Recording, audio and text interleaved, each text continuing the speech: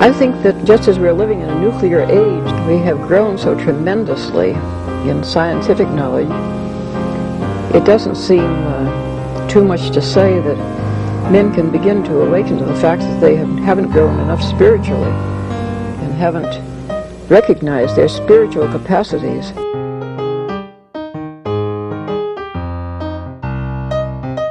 Once something like eating is death, then you've struck at the very heart of life.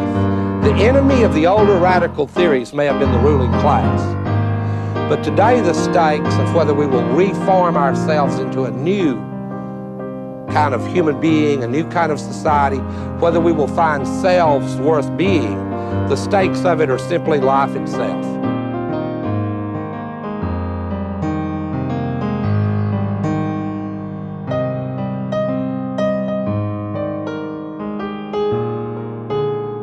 As modernity has created promises that it has no ability to keep. What this means is that we're a society of disembedded individuals, stuck in the impossible situation of being alone together. And what was understood as emancipation has proved to be a form of isolation. It is important to understand that what I am telling you is not simply a cultural history.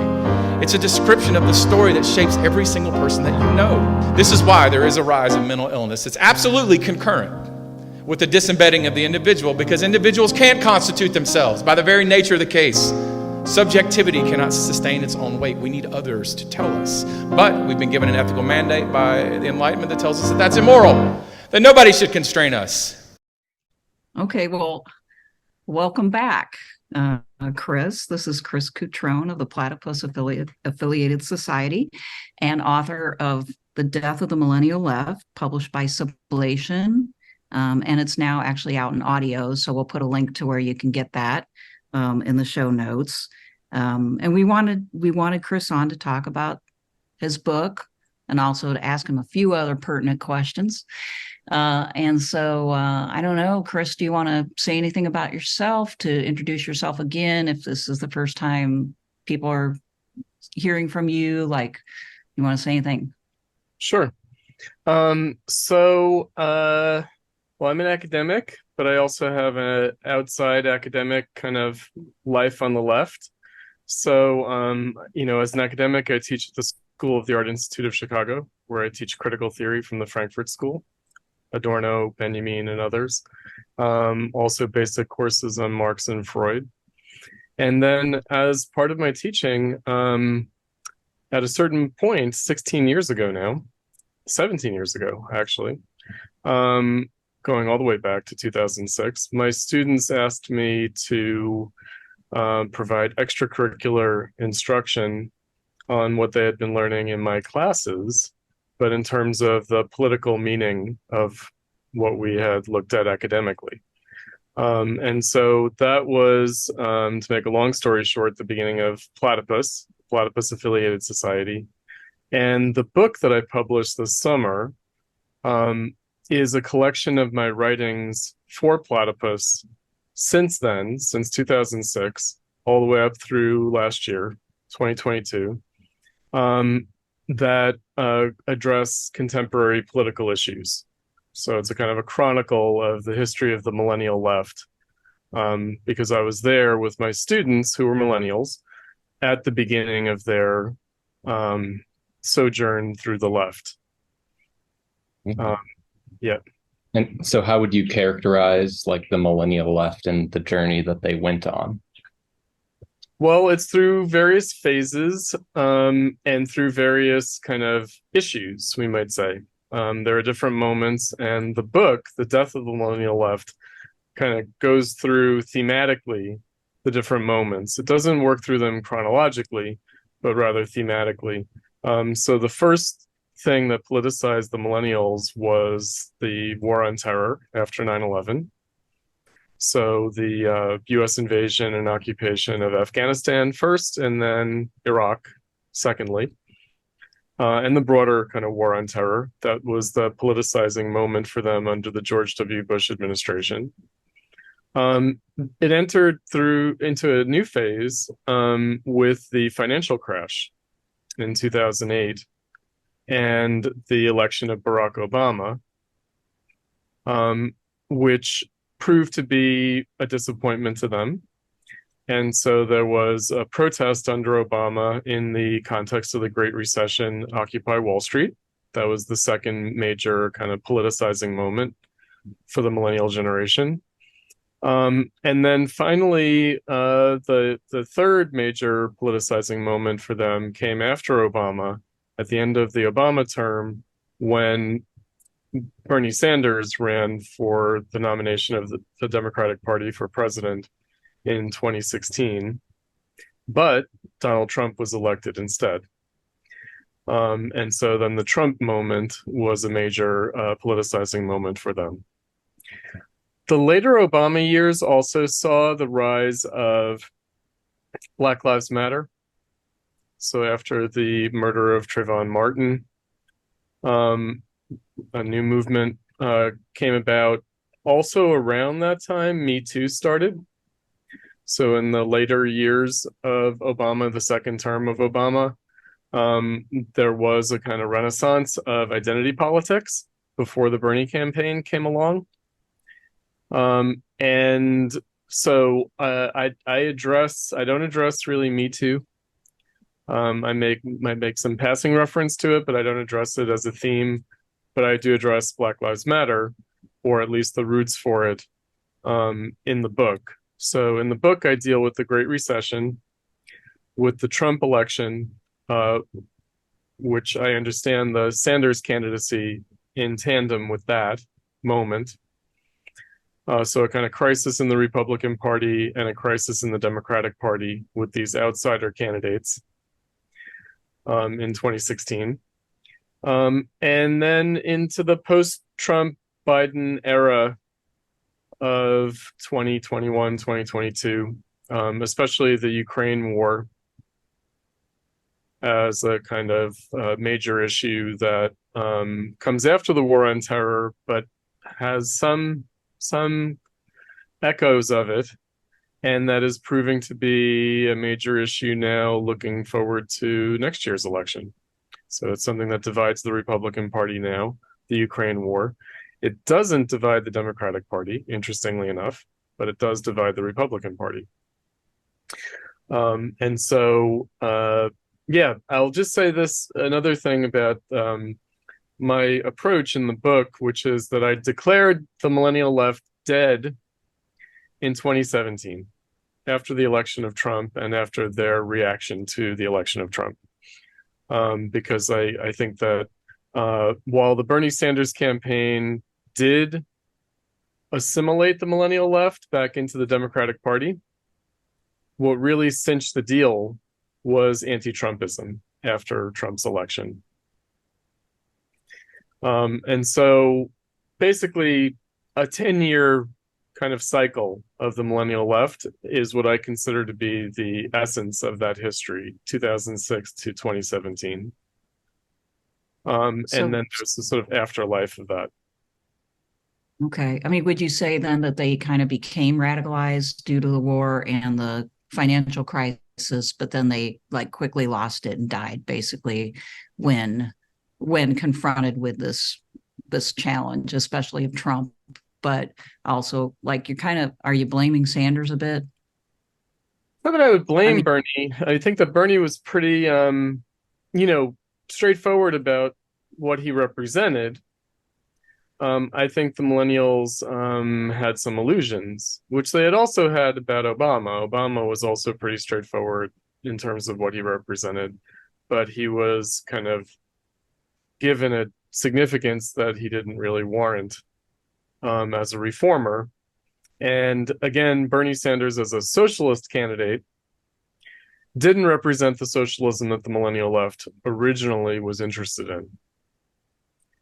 Right, and I address that in the book in the article, The Sandernistas, where I say that basically Bernie Sanders, who was a longtime socialist in the New Left era, basically took the term of abuse against Obama by the Republicans, the Tea Party, calling Obama a socialist, and Bernie was saying, yes, I'm that, but I'm not going to compromise it the way Obama did. But the millennials, who had been interested in something more than that, were happy to glom onto that rhetoric. and to fudge the difference between the welfare state and reform of capitalism and the struggle for socialism. Right. So the signature issues for the millennials around the Bernie campaign were Medicare for all and forgiveness of student debt. Right. Neither of which are going to really happen. Right. And neither of which would revolutionize all of society. Right. Yeah. Neither of which would represent either. I mean, it wouldn't represent, of course, it wouldn't represent socialism or the end of capitalism. It also wouldn't represent a major change necessarily in the Democratic Party. It actually wouldn't. Right. So in other words, there's no particular reason why these things can't happen. One of the things that I talk about in the book, again, kind of glancingly, a lot of my kind of most provocative theses are just zingers, just sort of throwaway statements, but that are meant to stick in the mind nonetheless, is that, I said you'd be more likely to get national health care service from Trump. And also perhaps forgiveness of student debt might also happen under the Republicans if these were considered cost-cutting mechanisms. Meaning, why would they forgive student debt? So that they could pay college graduates less. Now they have to pay them more to help them pay their student debt. And a national health service, as Trump always points out, would be cheaper overall, would be less of a drain on the US economy than the current private healthcare system. So it would make the US more competitive with its peer capitalist countries to have a national healthcare system. And that will be the reason why it ever happens. Yeah, so like drawing out kind of the implication of that, and I think something that's suggested throughout, like I read through the whole book, there's this implication that, most people, their political frame is that there's like, on the far right, there's like fascists, and then there's Republicans, and there's Democrats, and then there's anarchist Marxists on the left, right? And socialist communists. Right.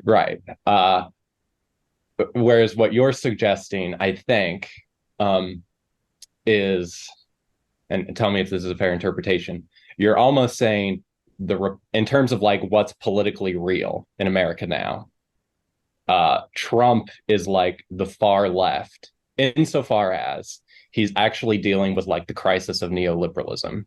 He's trying to basically manage what post-neoliberalism would look like. And people that want to critique him for being racist or sexist or transphobic or whatever are in a way kind of like almost retreating to kind of like a medieval kind of superstitious way of thinking about how the world works. Whereas at least Trump is trying to live in the real world. Well, there's that. There certainly is that, the ideological character of it, right? So like that Trump is less ideological than his opponents. That's certainly true. But also, more generally, I guess one of the things I try to address in the book is that the new left went through a kind of cycle back in the 60s and 70s and into the 80s as well. And maybe it covers roughly the same time span, but I think actually the millennial left went through a more compressed cycle than the new left did. Namely that they fought against the kind of Fordist welfare state, high wage, low profit capitalism. Keynesian capitalism that was, more unionized than today. They fought against that as authoritarian, etc. But then when that disintegrated in the crisis in the 1970s and was replaced by neoliberalism, they fought to defend the old thing that they fought against. Whereas the millennial left also started out quite critical of the Democratic Party's identity politics. I talk about how, from the millennial left standpoint, especially someone like Bhaskar Sankara and his DSA Jacobin project, and others like The Nation magazine also recognize this, that what Bernie called the establishment, the NAACP, the National Organization of Women, Planned Parenthood, the Human Rights Campaign, were the establishment, were the center or the right wing of the conservative wing of the Democratic Party, as opposed to the organized labor wing of the Democratic Party, which would be more left, right? So the idea is that the organized labor wing of the Democratic Party is more left because it actually is pushing for socioeconomic reforms that the identity politics wing of the party is not pushing for, and also is kind of resistant to. And so I think that sense was actually lost as a function of Trump, because again, the left has been pushed into this position of defending neoliberalism against what seems to be worse, namely fascism, Trump, and, white Christian nationalism, white supremacy, patriarchy. I mean, this is where Me Too and Black Lives Matter play a role, right? They play a role in buttressing what was previously recognized as the more conservative or centrist wing of the Democratic Party, and giving it a kind of radical veneer and kind of taking the millennial left hostage, forcing it to make gestures, even though it knows that this is sort of invidious to the task that they set themselves, even just in terms of basic socioeconomic reform. But they have to toe the line with it. The same way that in 2016 and 2020, Bernie himself, while starting out critical of that wing of the Democratic Party, ended up towing the line with it and calling Trump the most racist, the most sexist, the most homophobic president of all time, which is, of course, laughable, completely not true. But people believe it. That's the common sense. Yeah. So imagine, I don't want to get too bogged down to this, but imagine an alternate dimension where like you and Platypus, back in the early anti-war days, weren't as marginal as you are now. And if you guys were like the new normal, or whatever, like where instead of us in 2023 doing an autopsy of the millennial left, instead if we were like marveling at how lively it is, how could it look in this? How could it have progressed? Yeah, had the millennial left taken like the Marxist path not traveled? Right.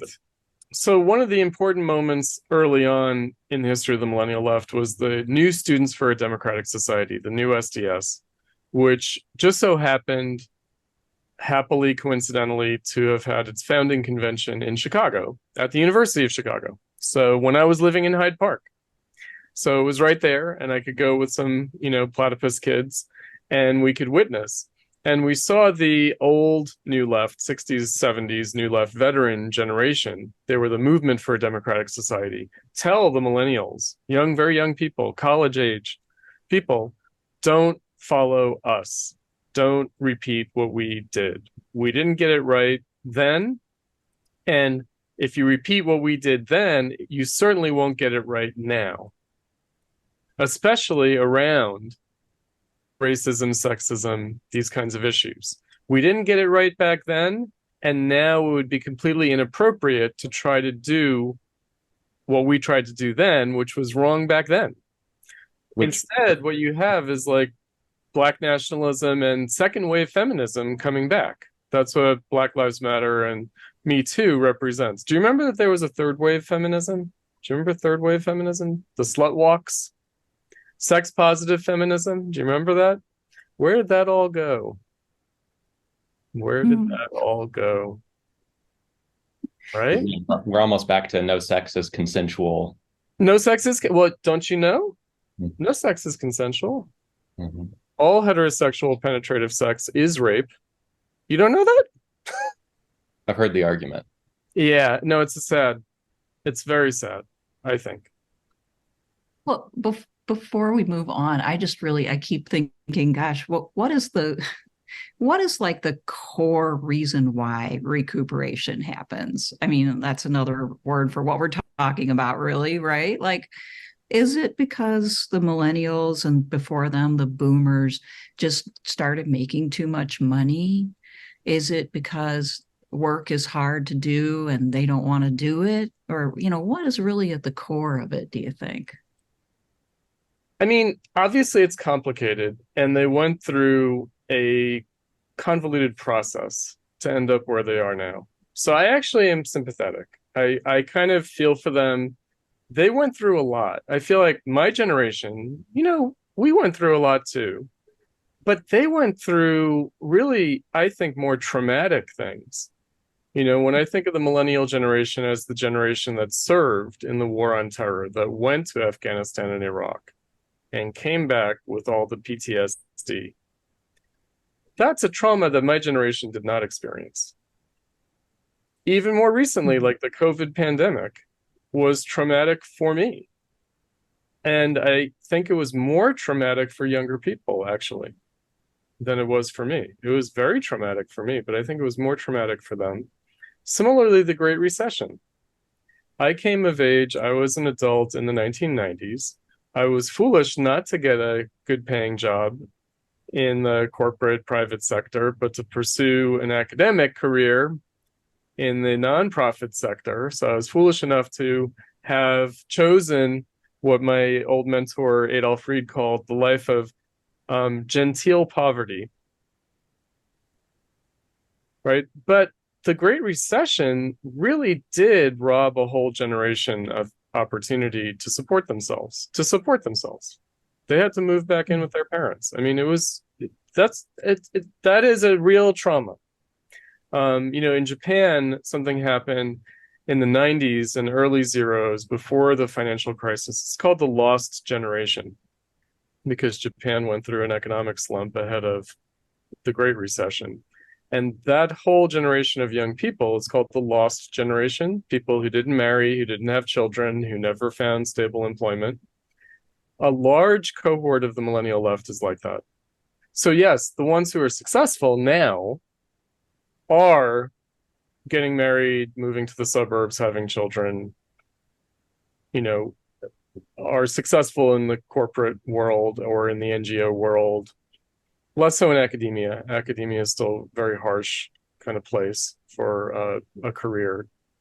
But again, I'm not gonna downplay what they went through, and they had to try to explain it to themselves, and so their optimism was really battered into submission, I think, authentically.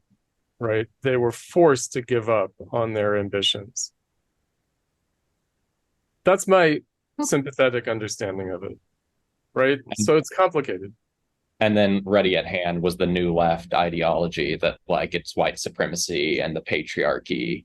That it's still all this stuff that, Obama, black presidency didn't wipe out white supremacy. Hillary was defeated by this pig of a man. And so therefore there's still sexism. I mean, this is how it was interpreted at a gut level, I feel. Not at a thought out level, at a gut punch level. Mm-hmm. Okay. So, and I guess maybe I was a little hard on him. Anyway, sorry. I mean, what do you think? I mean, I don't know. That's like I said. I mean, obviously I want to remain critical, but I also feel like I have to acknowledge some things. No, I think it was persuasive. Yeah. Yeah, I think you're right. I guess part of me also feels like certainly there's an element too of, if we take seriously even bourgeois virtues and political norms, let alone Marxist-Leninist revolutionary ones. Right. The amount of responsibility that's incumbent on people to seize the means of production and grapple with the nature of capitalism. It's too much. More than the flesh can bear. It's too much. I mean, it's taken a toll on me. And I was sort of armed with a certain amount of intellectual resources before going through the millennial left with my students. It took a toll on me. It's definitely been crazy making for me, demoralizing for me, depressing for me. I often wonder, including now, in interviews such as this one, what am I trying to do here? Who am I trying to convince of what? exactly, right? Because, I don't want to just pour scorn. I want to say there is something more worth struggling for, even though it seems very daunting and even mysterious how to go about doing so. So imagine, real quick, back to this alternate dimension. Mm-hmm. Imagine you and your students and the millennial left generally had risen to the occasion, had listened to the old SDS. How could they be looking now in 2023 if it had? That assumes a lot, right? So it Yeah, assumes that they would have engaged social reality and discovered the truth of their time rather than concealing it through a kind of historical repetition, right? So, I mean, it's hard to say, right? Because I guess, so I, famously call myself the last Marxist, or infamously, or notoriously, or absurdly, ridiculously, because, I'm not sure that people need to be Marxists, actually. I'm not sure. Like, in other words, last Marxist, like, okay, we don't need any more of this, actually, right? And so it's not like, I want to keep things open to new possibilities. And so I've seen my task as negative in character, meaning don't repeat the past. Don't take up Marxism if that's what it means. If it means a kind of ossified, reified, fossilized past, right? Try to do what Marxism historically tried to do, but you're going to have to do it differently now because things have changed. They have changed, even while some things have not changed. I was thinking about it earlier today, right? Like, obviously, something that we take for granted, people have to work for a living. People have to get paid for their labor, right? Like, that hasn't changed. That simply has not changed. And so that's still the issue. But the context in which that labor relation happens has changed concretely in huge ways, right? And it's that concrete context that really makes all the difference, right? So at a very abstract level, we can say, the millennial generation went through the Great Recession, were unemployed, were unemployable, did what all unemployed and unemployable people do, right? Became mentally ill and killed themselves, right? I mean, this is what every generation that goes through this does. Some of them were successful and some are just living lives of quiet desperation.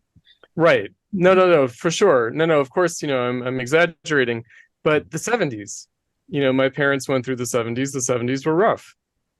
70s, the spate of unemployment that my father went through, that's when he became an alcoholic. That's when my parents' marriage disintegrated.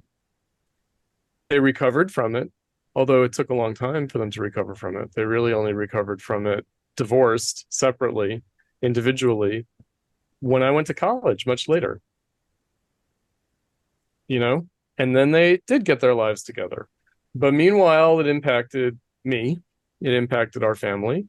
And, this was not a unique experience by any means. Mm-hmm. Right? Sure. So, you wonder about the children today, the young children today. What are they picking up from their parents' struggles, if you will, right? So it's, for me, again, I kind of feel like the essence of what has to change in capitalism remains the same. Which is? But how it appears to people is different. So what is the essence of capitalism, and then how does it appear? Oh, the labor relation, we could say, right? In other words, that you participate in and contribute to society and achieve personal dignity through work. Right? You achieve recognition, you achieve a basis for your rights, When did the civil rights movement happen? It happened when Black Americans went from being sharecroppers to being wage earners. That's when it happened. That's how it happened. And they would not have been able to assert their rights if they had remained sharecroppers. So the essence is wage labor, Yeah. labor, see it, and then the elimination of wage labor, but not the Overcoming elimination of it. Overcoming of it, right? Like, okay. eliminating it for sure, but if we think about it Yeah. in terms of overcoming it, in other words, what would it actually take,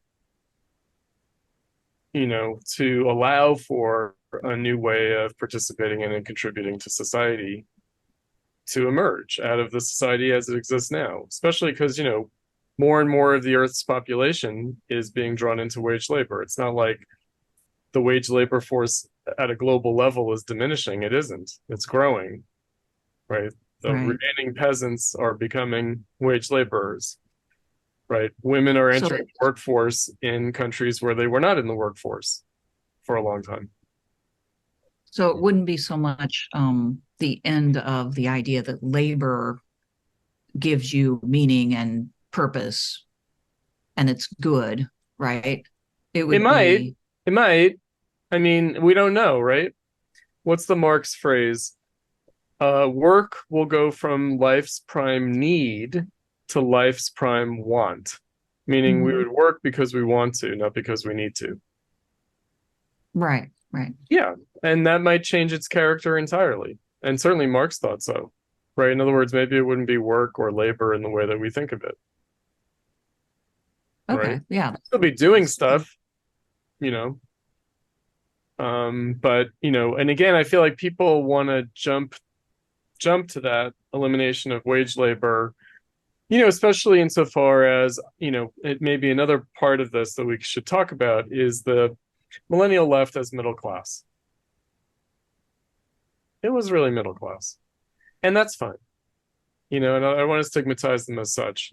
And part of, like writing these articles, publishing a book, collecting these articles, who is it aimed at? It's aimed at a would-be socialist intelligentsia, right? It's aimed at people who can afford to be intellectuals, who have the headspace, the emotional space, right?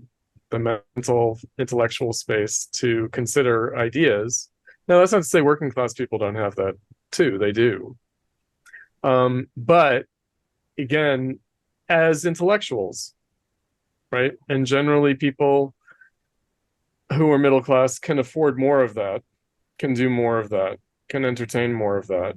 And so, it's one of these things where I feel like, if you think about it as like people who are in more creative professions would be attracted to leftism. In my time, right, also in Gen X, that was true. For the millennials, it's also true. Going forward, it will continue to be true. And so, of course, they just think, I want to do these creative things, and I don't want money to be a concern. That's the way they think of, like, wage. But I'd also like to be fairly comfortable. Of course, they want to live, yeah. And now, comfortable, who knows what that means? Because there's obviously, like, ecology, and there is a kind of, like, weird middle class austerity, like we shouldn't be driving cars, and maybe we shouldn't even have children because it's selfish, as AOC says, to have children. And it's like, okay, right? So comfortable could mean all sorts of things, right? Aren't the tech people living in pods? And aren't they happy to live in pods because it allows them to socialize with people in a way that if they were in their apartments alone, they wouldn't be able to? Right? Because they step out of the pods and go to the cafeteria, right? And they meet all these interesting people. I was just reading an article about this, right?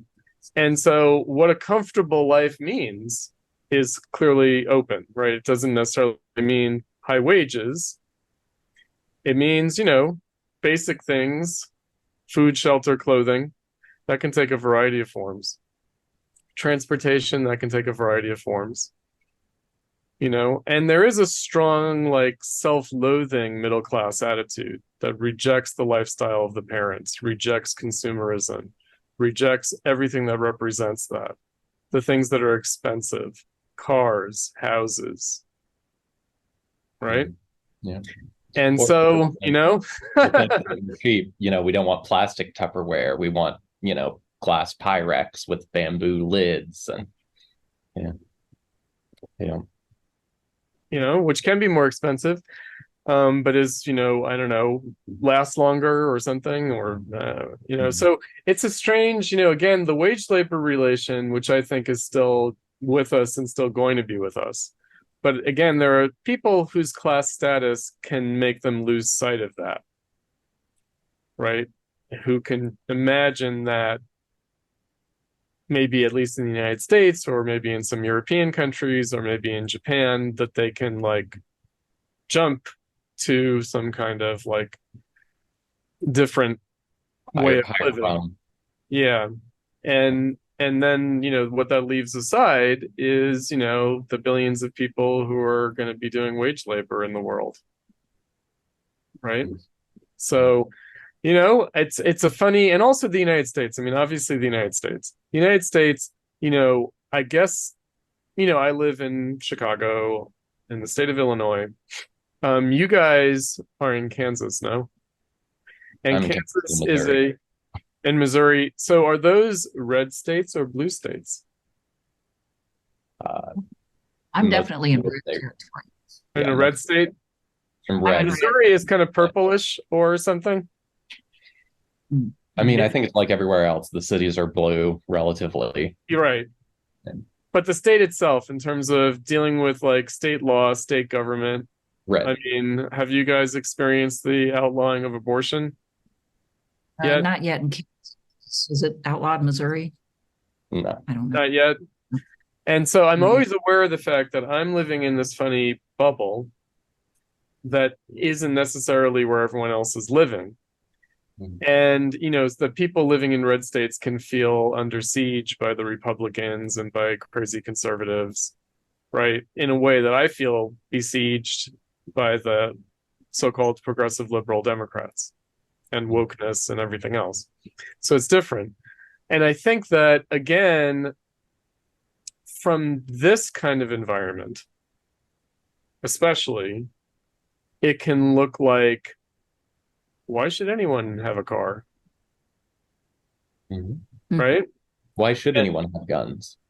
Oh, why should anyone have? I mean, yeah. I mean, although obviously a lot of people in Chicago do have guns, and not criminals. Most people who have guns in Chicago are not criminals, are not going to commit a crime, haven't committed a crime, right? So they forget about that, or they have some convoluted way of thinking about that in terms of race.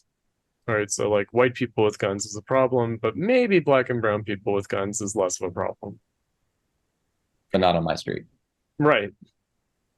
And so, and I live in a neighborhood that's very, like, wealthy white neighborhood. By chance, because I don't have to pay a mortgage, and so I'm able to live above my means. Because I wouldn't, if I were paying a mortgage, I would not be able to live where I live. I'd have to live in a different neighborhood entirely. So, I know that it looks like, why can't we have these things? Right?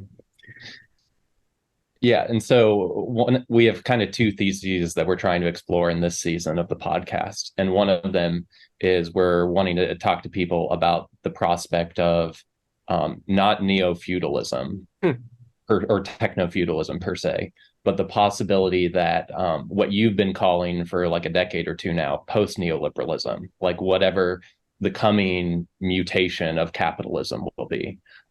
What if we could call that quasi-feudal capitalism? Because if it looks like more and more austerity, if it looks like maybe a kind of fracturing of the United States along more partisan lines, if it looks like, what's the last line? Culture of narcissism in an age of diminishing expectations. Yes. What if it looks like the erosion of like bourgeois rights for more and more people? So we're trying to explore the idea of what if quasi-feudal capitalism is a good term for post-neoliberalism.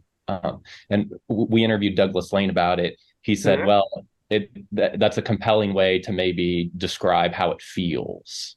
People have been worried about techno-feudalism since the 80s. And he said he'd rather call it like a society of control. I don't know if that's like a reference to the Deleuze essay. But it's more like a Guy Debord situationist type stuff. Yeah, I think because I don't think Doug's a fan of Deleuze. I don't know. Yeah. He might be. Yeah.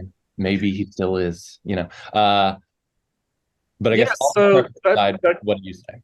That question, right? So, I mean, again, the challenge is to recognize it as capitalism, and to recognize that the erosion, if you will, or inroads against bourgeois rights has been ongoing for a long time, since the 19th century. But again, every new way in which it happens is shocking, because we forget the ways it's already been undermined. Right? In other words, we call the last form of capitalism bourgeois. Right? So neoliberalism seems bourgeois. Before that, Keynesian Fordism seemed bourgeois. Before that, kind of Victorian capitalism seemed bourgeois, maybe more plausibly. But again, Marx and Engels were very clear at how even the Victorian age capitalism was sub-bourgeois, had already had many inroads and a great deal of undermining of bourgeois society and bourgeois freedom. And so, again, I think that every time the change happens, then it seems like, oh, this is the end of capitalism and its replacement with something else. It's some kind of dystopian post-capitalism. It's some kind of undermining of bourgeois freedom, right? And so I think that we have to be careful with that, because I think that it's still capitalism. I mean, rent, like techno-feudalism has this idea that it's not surplus value produced by labor, but it's rent that is now characterizing the socioeconomic hierarchy and the ruling class. But the ruling class is not exploiting labor for surplus value, but is like skinning our hides, sucking our blood for rent. Right? Intellectual property was a big thing before the Great Recession. I think a lot of people on the left, a lot of people, especially on the anarchist left, were very concerned about intellectual property and overcoming intellectual property through piracy on the internet, especially digital piracy. And so I think that that's where it's kind of like, well, that happened a long time ago, right? Where capital already looked like vampiric rent rather than actual surplus value of labor. Already in Marx and Engels' lifetimes, it started to look like that. That's why Marx talks about finance and fictitious capital. I got into a debate in a YouTube comment thread about fictitious capital, where I had to say, yeah, but for Marx, fictitious capital is still real, meaning it's still necessary, it's still part, right, of surplus value. And they were like, but then why does he say real versus fictitious? And I was like, because that's the dialectic. Right? So again, this distinction between rent and production of surplus value through labor is actually not much of a distinction. Or it's a distinction without a difference. What's really at issue is capital itself, which does take these forms, right? Otherwise, we're going to be in the realm of, like, I don't know, authentic capitalism, good capitalism, because it's still based on labor and production and material things, and bad capitalism that's based on phony things, right? And so I think that's part of it. I think that when we say techno-feudalism, we mean rent that's collected through new technology for things like intellectual property. Right? It seems like the dominance of our techno overlords who are turning us into serfs, right? Rather than the bastard capitalists who are exploiting our labor. Right? There's a lot of confusion, I think. And then from your perspective, it's like mystifying the actual relations of society. I think so, because I think, again, the character of the ruling class doesn't matter as much as the character of the working class. That's what matters, right? Like the reality of the working class and how it survives, how it thrives, how it reproduces itself across generations, right? That's the real essence of capitalism, not what the ruling class is doing, actually, right? Because again, that's blaming them. Sure. And the problem with blaming them is that it's going to make you beg them to do it differently. Because Right. they're the revolutionary agents of history. Yeah, and they're the ones with all the power, and it's just natural, right? Because you look at the working class and you're like, wait a second, oh, what am I going to do with these people? And so if you can morally condemn the ruling class, then what that implies is that the ruling class could do things differently and better. Right? So then you're in the realm of the moral reform of the ruling class, that that's your actual object. Even when you pour scorn on them and disdain them and condemn them, disavow them, that's what you're doing. I think somewhere Lash characterized it as militant begging. Absolutely. You know, I read Lash, but it's been a long time. Yeah. So, you know, and because I was recommended Lash by Adolf Reed, you know, I read him in a certain spirit. In other words, I read him as a Marxist. Now, whether or not he was a great Marxist or not, I still read him in that spirit, and I internalized this stuff. In other words, I found it very convincing, very compelling, and not an alternative to Marxism, but rather reinforcement, right? Like looking at it phenomenally, right? But understanding the root cause of it still, right? Well, in Marxist terms. In other words, narcissism is not the problem, it's the symptom. Right. And I guess briefly to push back on why I think I still like the term quasi-feudal capitalism is that I think part of what it's also explaining is how, you know, like in this book, you're tracking like at least with the old left and then with the new left. So old left 30s through 60s, new left, 60s through 2000s or whenever the millennials would begin. If part of what you're tracking is the degeneration of the working class, revolutionary possibilities, et cetera, and if we're now at like another turn of the screw of post-neoliberalism, and part of our crisis is that like there isn't like a new term of art. There isn't like, at least as far as we can tell, there isn't a Milton Friedman. Right. Although maybe there is. Maybe it will be Mencius Moldvar. No, there kind of isn't. And by the way, so interestingly, it's a Compact magazine, which is a kind of conservative magazine. I mean, they're supposedly beyond left and right, but they're conservative. They've invited me to write a review of the latest biography of Milton Friedman that's touted as the first complete biography of Milton Friedman, just published just now. It's by Jennifer Burns. And she had previously written something on Ayn Rand.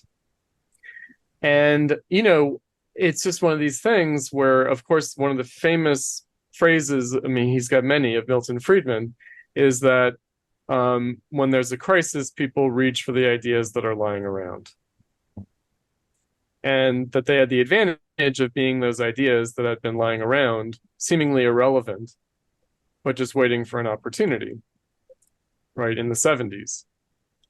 Because before that, he really was marginal. And so there aren't, apparently, and certainly the left has not generated, even like a reformist, you know, like a capitalist left, hasn't really generated something new. I mean, I guess the closest is modern monetary theory or something. But I see that as really derivative of what came before. You know, I guess it's a rationale of sorts in the way that all these things are. Like Keynesianism was a rationale, it wasn't really fulfilled. And Friedmanite neoliberalism was a rationale, it wasn't really fulfilled. Neither Keynes nor Friedman got their program, their desired program out of capitalism. They couldn't have. But it's also important to note that they didn't. And so, yeah, post-neoliberalism sounds like, you know, It sounds like, okay, like what comes after, what comes after? You know, it's like in my teaching, I talk about postmodernism. You know, like postmodernism, what happens to postmodernism after its heroic days are long gone? And then we're in postmodernism, but there really isn't anything. There's a kind of neo-modernism or a neo-avant-gardism, And right? meta-modernism, hyper. Yeah, hyper-modernism, meta, absolutely. And so we are in that domain, right? But I think the first thing is simply to recognize that the crisis of capitalism we've been living through for 10 years, you know, for more than 10 years, for 15, 16, 17 years, is not the end of capitalism, not the terminal crisis end of capitalism, but is just an opportunity for its renewal. And the fact that these things happen every 40 or 50 years means that there's a real challenge generationally to track it, to be able to grasp that. In other words, it's just long enough for people to forget and to be tempted to reinvent the wheel and to rediscover things, but poorly, reinvent the wheel, but worse. That's the pernicious thing about capitalism in its history, is that it's just long enough to elude our ability to even grasp it, let alone do something about it. Now, by contrast, I'll just say, there was a 50-year cycle before Keynesian Fordism, New Dealism, and then, you know, before our more recent era, 50 years of neoliberalism. So before the 50 years of Keynesian Fordism and before the 50 years of neoliberalism that now is behind us, there was 50 years of Marxism, 1870 to 1920. And what made that period of history different from subsequent periods was a continuity in consciousness, was a continuity in politics, was a continuity in organization, right? There were working class parties that spanned the generational transition and allowed the possibility for an earlier historical recognition to be preserved by a new generation. And that's what's missing now. So part of why we like the term, I think we've kind of settled on quasi-feudal capitalism, is precisely because it's descriptive of a reality. You know, like we like Jody Dean's piece because it's descriptive of a reality that people are experiencing now, you know, in the way that they work. For instance, I was just talking to a guy who had been working like about 40 hours a week on a minimum wage job, who got his hours cut to 4 hours a week while they hired a ton more people, because that way they just shift people in and out constantly. You know, it doesn't matter to them, you know. So now so many of these people are now working like 5 jobs because of this phenomenon. So there's all sorts of ways in which, you know, there's dependencies and like great precarity happening and this huge concentration. And you have like the people with a lot of wealth, you know, living such vastly different lives from that guy that it's like a lord and a serf situation. And so I think we agree, don't we, that like capitalism is still what's going on, but it's like, how do you communicate the problem to people? And that's why we're attracted to, I mean, you know, I don't think, I don't know. Anyway. I mean, let me say something about this, because when you emphasize the descriptive character of it, and that made me think about a criticism that I received from a younger member of Platypus, so like a Zoomer member of Platypus, who said, the problem is that we don't do descriptive history. In other words, that from a Marxist perspective, history is done in this kind of abstract way. And so there is an inadequate descriptive history, like explaining concretely why things are the way they are now. Right? And so when you said that, I just thought, okay, so I've been criticized, and it's not like I'm against description or against the descriptive, but I also feel like It may not be exactly my role or what I'm good at to provide descriptive history. That's going to be done by a variety of people. It's going to be done also by people on the right. So Sublation, Doug Lane's project that is publishing my writings in the Millennial Left era and after, because there'll be a second book in early 2024 that will have my theoretical essays published by Sublation. So Sohrab Ahmari, we did an event in New York, and he's one of the editors of Compact Magazine, and he just published a book, Tyranny Incorporated, and it's very richly descriptive of the contemporary situation of life in capitalism for workers, and does delve into how things came to be this way. And we had an event in New York where I spoke with Sohrab Ahmari, and I pointed out, do you remember Barbara Ehrenreich's book, Nickel and Dimed? Right? From like 20 years ago, was very descriptive of the condition of the working class at that time. And obviously had a view as to how it came to be that way. What was the prehistory for that contemporary phenomenon? And I feel like that work is going to be done. And I'm more interested in like that kind of empirical concrete description and attempts to kind of theorize it or conceptualize it that derive more from that. And so I guess I'm less sympathetic to things that feel more in my domain, which is more sort of direct, like inventing new concepts, new theoretical categories, right? And so, the other figure is Yanis Varoufakis. He's also, like Jody Dean, been promoting the idea of techno-feudalism as a possibility or as an actuality, what's emerging. But again, I feel like Jody Dean, Varoufakis is not doing a kind of empirical, concrete description so much as providing a descriptive theoretical category.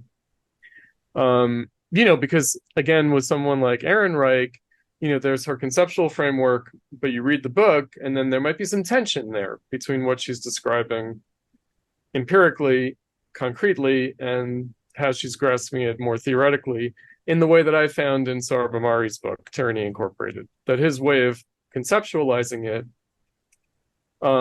might, there's at least a question of how adequate it is to the concrete phenomena that he's describing, right? Especially looked at from the standpoint of how the working class experiences it.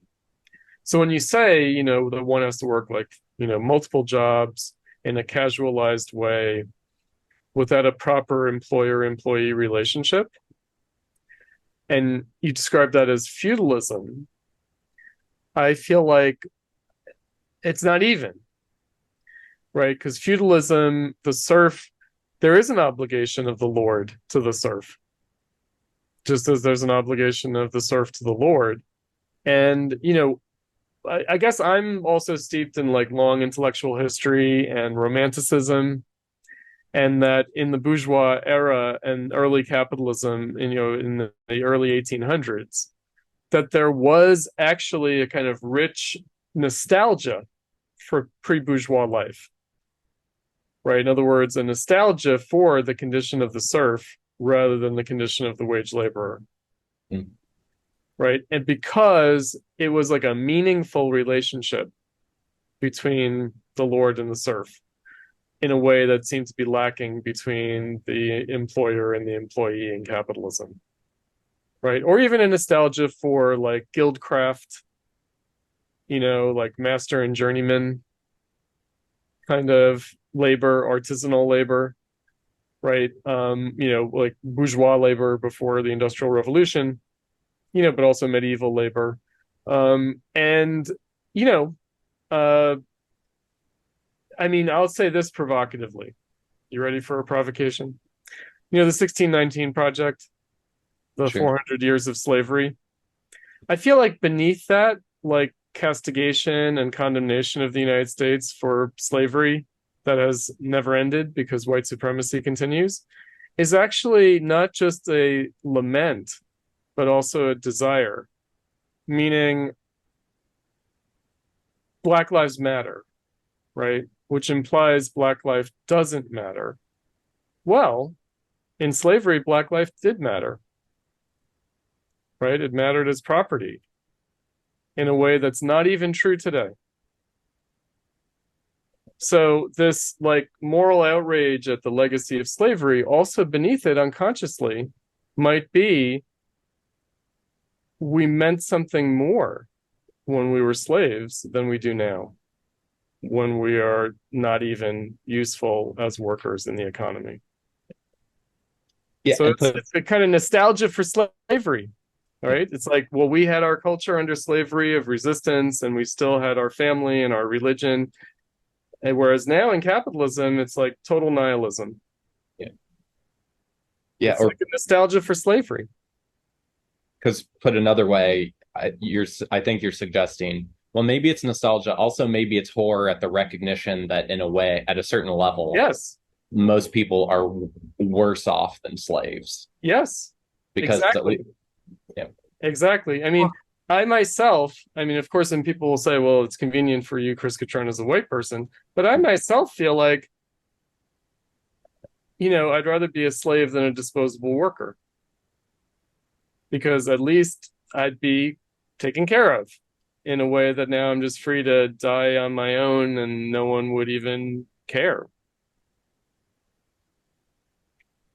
So maybe a better description is going back to the term wage slavery. Yes. And of course, that's like a complex idea. And it's not invented by Marx, but he takes it up in all of its dialectical richness. Right? Which is wage slavery might be worse than slavery. And there was actually a book written about post-Reconstruction, like coercive labor in the South, worse than slavery.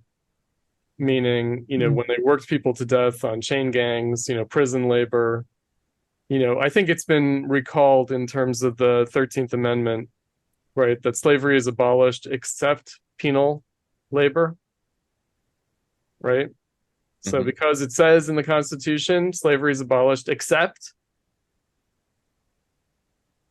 right? And of course, they worked people to death. In other words, they did work people worse than, at least than the pre-Civil War kind of slavery. Of course, slaves originally were worked to death back in the early transatlantic slave trade. They were worked to death. But in the late, the latter part of the 1800s, they were not. Right. And so, but then they were, after the Civil War, after emancipation, they were worked to death. People were worked to death. And of course, white people were worked to death too, in the penal labor system. That was also the case. Right. And that has to do with rapid industrialization, capitalism, proletarianization. Right. The chain gang. What is there, a Pretenders song, The Chain Gang? Back on the Chain Gang. Do you know that song, The Pretenders? Right. And they're British. So what do they know? They just have that romanticization of, I think that they're British, aren't they, The Pretenders? I just remember getting my own musical history wrong, perhaps. But you know how there's like a British romance of like American like rock and like blues, Sure. There's like a, even imitation of vocal styles, I feel like there's that. But anyway, let's not forget, most prison labor was performed by white people, and they were also worked to death. Right. So in the Gilded Age, right, back in the day. So, but so it's complicated, right, to think about. I think that's the terror that people have now is, being under a ruthless boss is not as bad as unemployment. There's a Joan Robinson quote. So Joan Robinson is a Keynesian economist. So she was famous for arguing with a British communist. She had a debate. She said, "You have marks on your lips, but I have marks in my bones." And what she said was, there's only one thing worse than being exploited in capitalism: not being exploited. In the 50s, Like she said this. the risk of becoming homeless and destitute. Right, right. And just simply slipping through the cracks. And, people will do anything to avoid it. And once it happens, it's very difficult to get yourself out of it too. Back. That's right. So, yes, yeah, I'm just always looking for a good way a compelling way to communicate that. Let's talk about the techno-feudalism in another sense. So, the advantage of my taking Trump seriously is that I had to pay attention to people like Peter Thiel, right? And Thiel Bucks evidently funds Compact Magazine, so they've paid me for my articles, which means I've received the morally tainted Thiel Bucks. Peter Thiel also funds things on the left as well as on the right, interestingly enough. But then there are others like Andrew Yang, of course, with his UBI proposal. And, that's another way of thinking about techno-feudalism, meaning that people are serfs as consumers. In other words, it's through our digital consumption that we're actually generating value, a valuable product, namely data, for the tech moguls. And that we should be paid for that, because that is actually the Andrew Yang notion of the UBI. Sure. Right? So Silicon Valley does have this idea of us techno serfs as consumers, not as workers. We should be compensated for the work that we're doing in generating the coveted valuable data. Okay, right? But what kind of misery is that? Yeah. Well, and that's where I get totally off the train or whatever, because it's even if there is a weird reality like that, value still coming in from somewhere, production is still happening somewhere. There's still a dam being built to run the servers. There's still my old Spartacist comrades, they had an article around 2006, around the time Platypus started, called "The Senile Dementia of Post-Marxism." And they were like, "Oh, fuck this information economy. People are still having to, shed their blood, sweat, and tears making the computers on which this digital economy is supposedly based." Right? And I was like, yeah, but of course people will still be making physical things. Of course people will still be, harvesting crops to feed. Yeah, of course, right? I'm not sure that's really the point, though. Not exactly. In other words, to talk about techno-feudalism as opposed to capitalism, we do have to really think about what is the Lord-serf relationship there. And that's where I think it is more compelling to think of it at the level of, we're paying rent, we're generating rent, but we're also generating value through this rent of intellectual property at the level of algorithms, data mining, right? And it's all very peculiar, isn't it? Because then Andrew Yang will also say that he's interested in a UBI not only to keep the hamsters alive who are running through the habit trail that they're monitoring, but also to allow for creative, essential, socially necessary activity that is not at all compensated as labor, like art making and motherhood, or parenting more generally. And so that sounds very nice, doesn't it? In other words, I don't know that Peter Thiel and Andrew Yang are really deliberately dystopian in their view. I think that they're rather saying, wage labor is going obsolete, and so how are we going to preserve humanity? Right? I don't think they're thinking we just want these guinea pigs for our algorithms. I mean, of course, objectively, that's what's compelling. Sure. Right? I think you're saying that they have more like technocratic concerns. They might have humanitarian concerns. I'll just recall again from my old mentor, Adolf Reed, noblesse oblige. Noblesse oblige. Right? What are the privileged obligated to do? Or the subaltern, noblesse oblige. It could be that. It could be like, we owe it to the people. We know we've taken away their jobs, and we owe, their humanity, right? We are indebted to them in the sense of we've undermined the social basis for their humanity. We recognize that this has happened. And therefore, altruistically and humanitarianly, they promote sincerely, on those grounds, the policies. That wouldn't change the fact that there are techno overlords or we've become their serfs. That wouldn't change that one bit. Well, and right? Especially if part of like historically, there was to some degree a personal bond between a lord and a serf. Yeah, there was actual noblesse oblige. The Seven Samurai. I always like to tell my students, watch the Seven Samurai, right? Where the samurai are obligated to defend the peasants, right? Like they feel an actual moral, like they're the warriors. The peasants can't defend themselves. They have to be defended by the samurai. They really owe it to the peasants.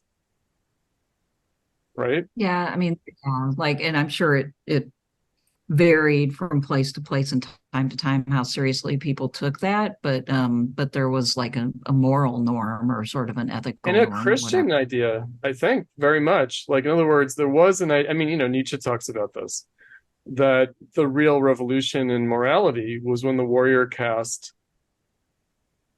felt guilt at the role that they played.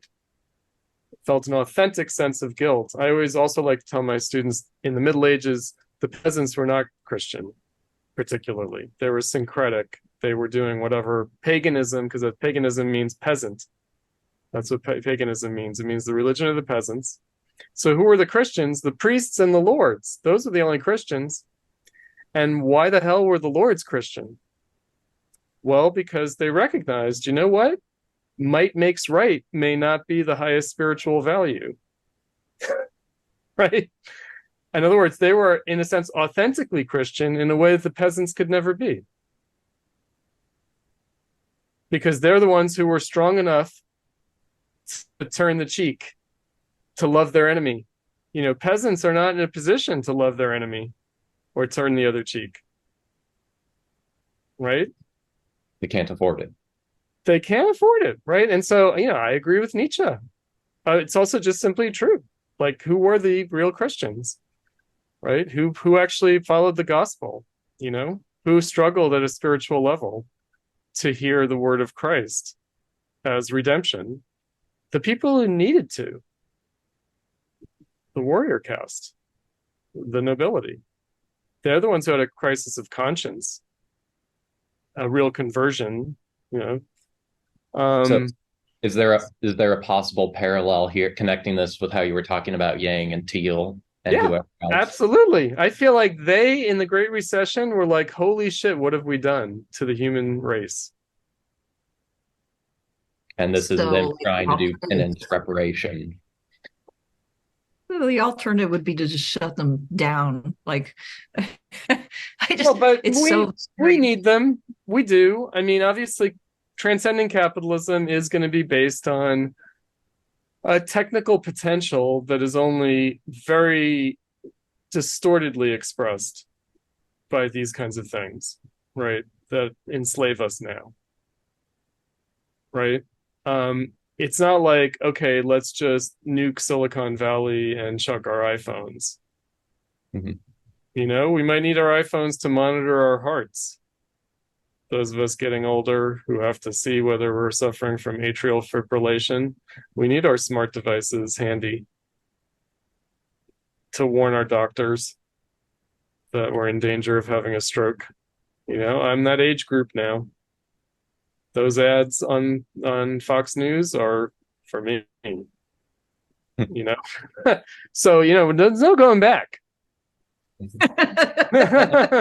And I tell people this all the time, and they I act got a like healthy heart, thank God, knock on wood, I do. But people my age, friends of mine. well, and I tell people this all the time, and they act like I'm crazy. But like, I'm pretty sure between the internet and Amazon, we don't need cities like we used to. Like, I'm not Socialists, communists, Marxists actually wanted to get rid of the cities because they saw the cities as pathological excrescences of capital accumulation. Right? And so they actually wanted suburbanization. Right? They wanted like what they considered to be a more sustainable kind of urbanization of the countryside. Right? The sort of best of both worlds. Right? And so they saw the huge overcrowded cities as an unconscious, spontaneous product of capital accumulation and, definitely pathological. Right? We forget that. which is a whole different view than the contemporary Democrat one of all the good, virtuous people are in the cities, and all the yokels, the peasants, the non-Christians, are out there.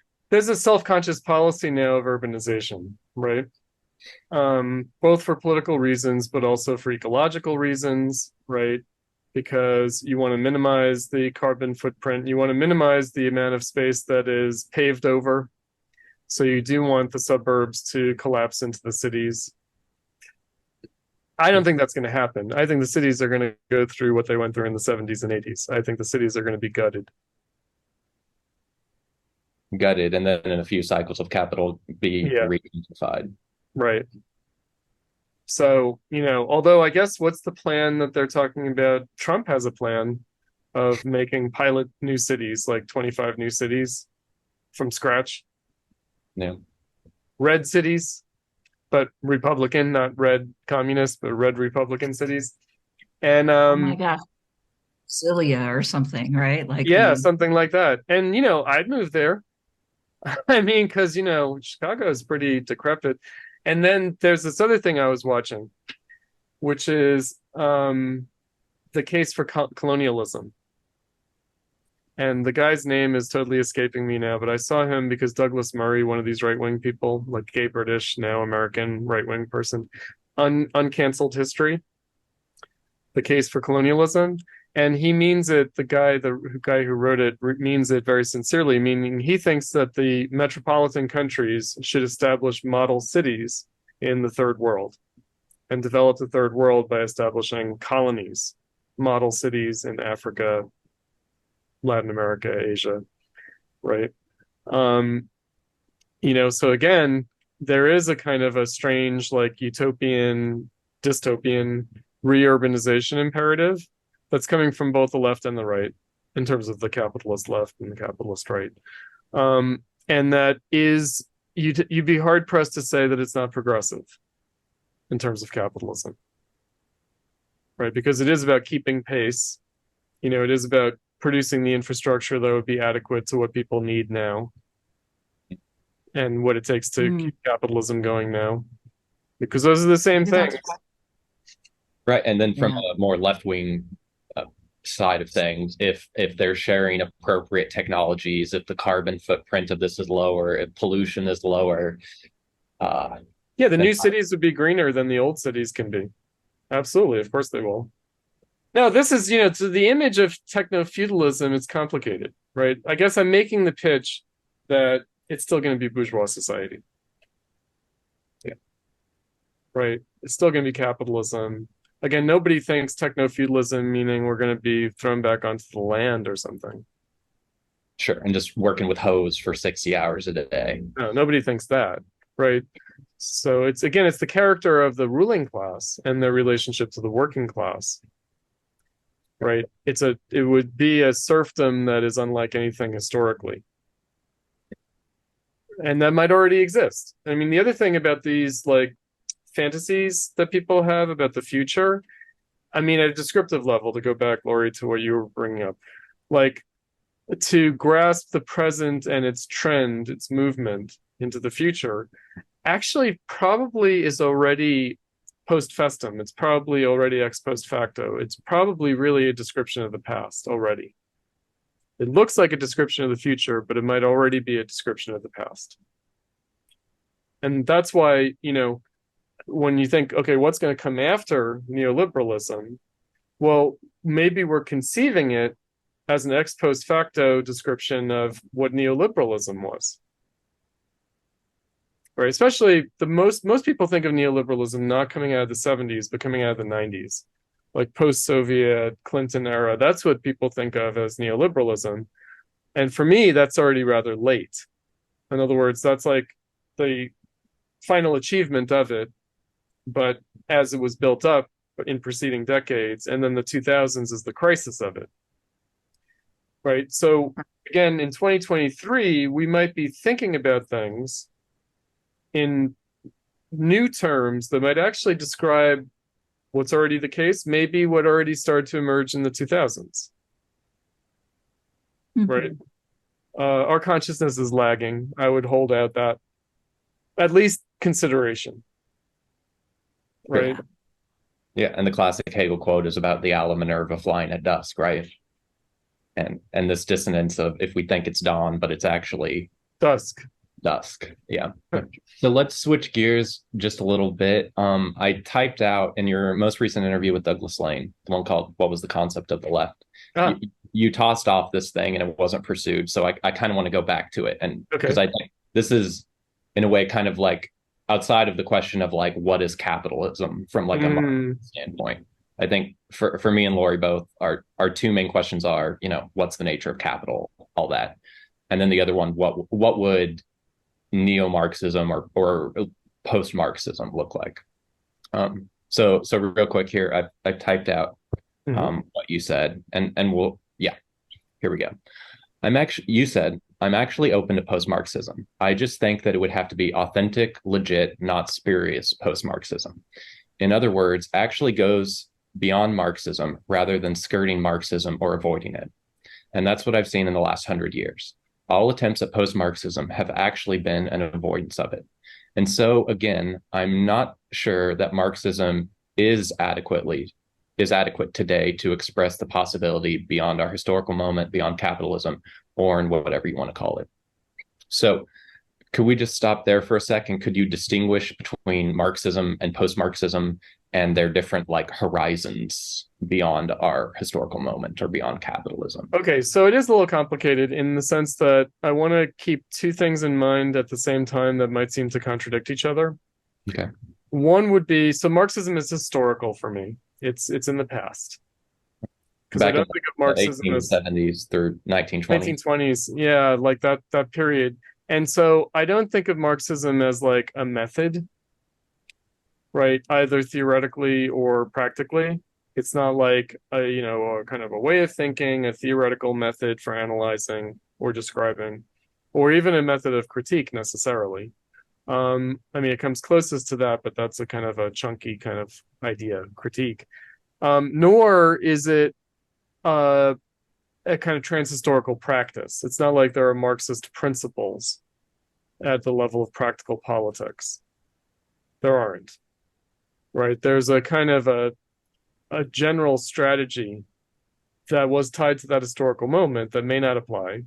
And there was a way of conceiving the historical necessity of that strategy, but it may not apply. And then there's this kind of weird category, the dictatorship of the proletariat, which is a rather abstract idea, and that's why it's debated in terms of its meaning.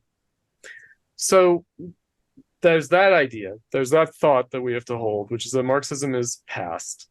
It's 100 years ago. Everything since then has been a kind of post-Marxism.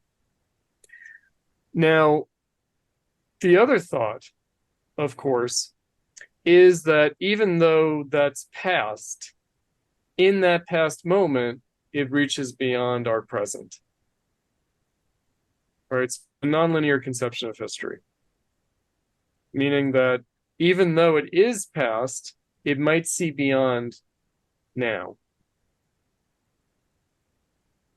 or put another applied to our discussion, at whatever level maybe techno-feudalism is true, descriptively or whatever, experientially, there's still this reality of like capital accumulation and the need for bourgeois society to transcend it.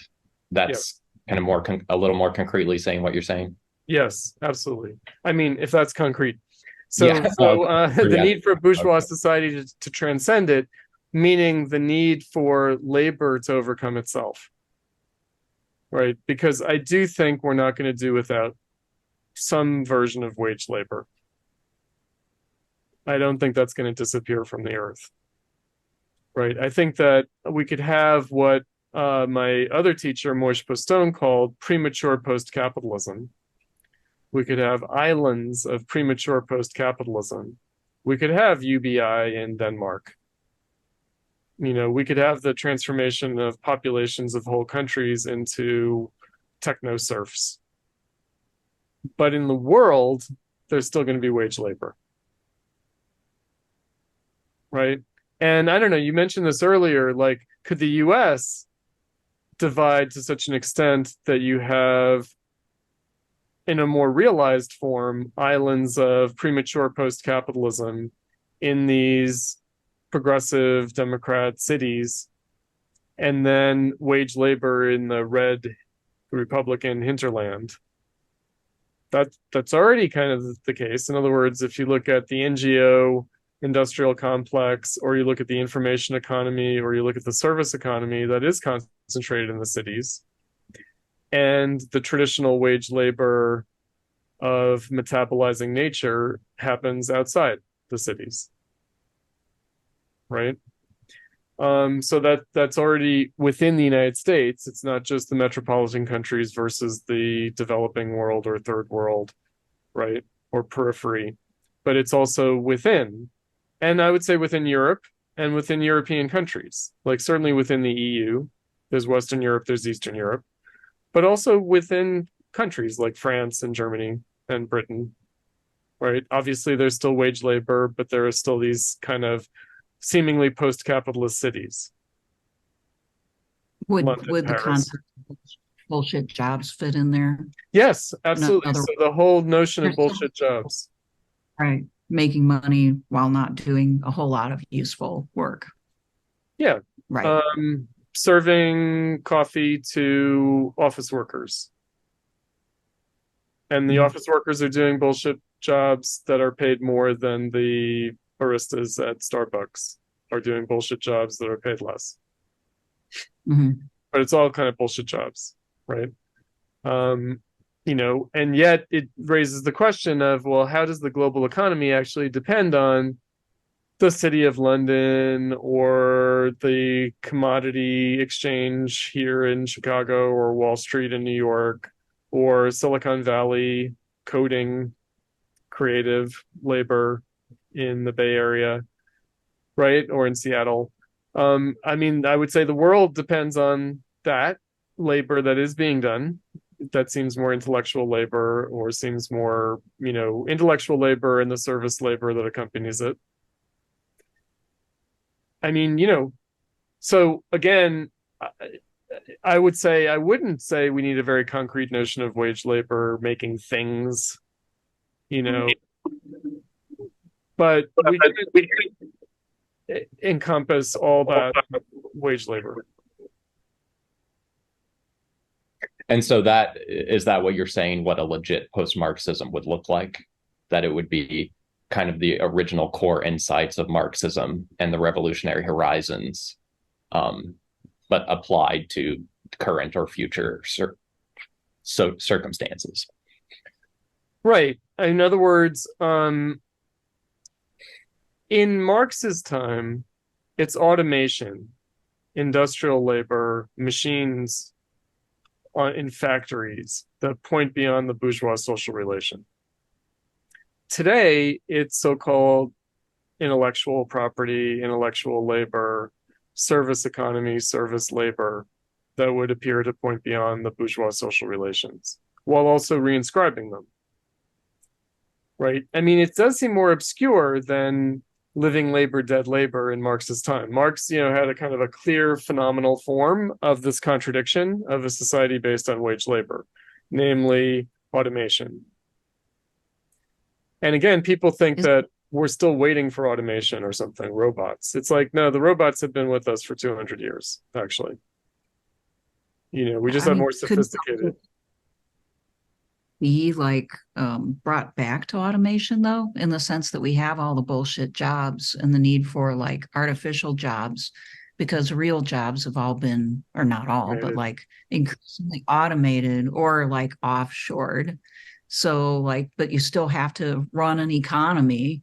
So now we're, consuming and using a lot of just information as well as stuff we don't really need to keep it all going. So isn't it really still like at its core automation? I think so. Right. Now, the gist of it is, what kind of a social and political movement can arise from this contradiction? Because in Marx's time, again, he wasn't just looking at machines and factories and automation. He was also looking at a mass movement of a proletarianized working class that had an ideology, at least to some significant degree, of socialism and communism. And that's what we're missing today, right? So we're missing the more subjective aspect.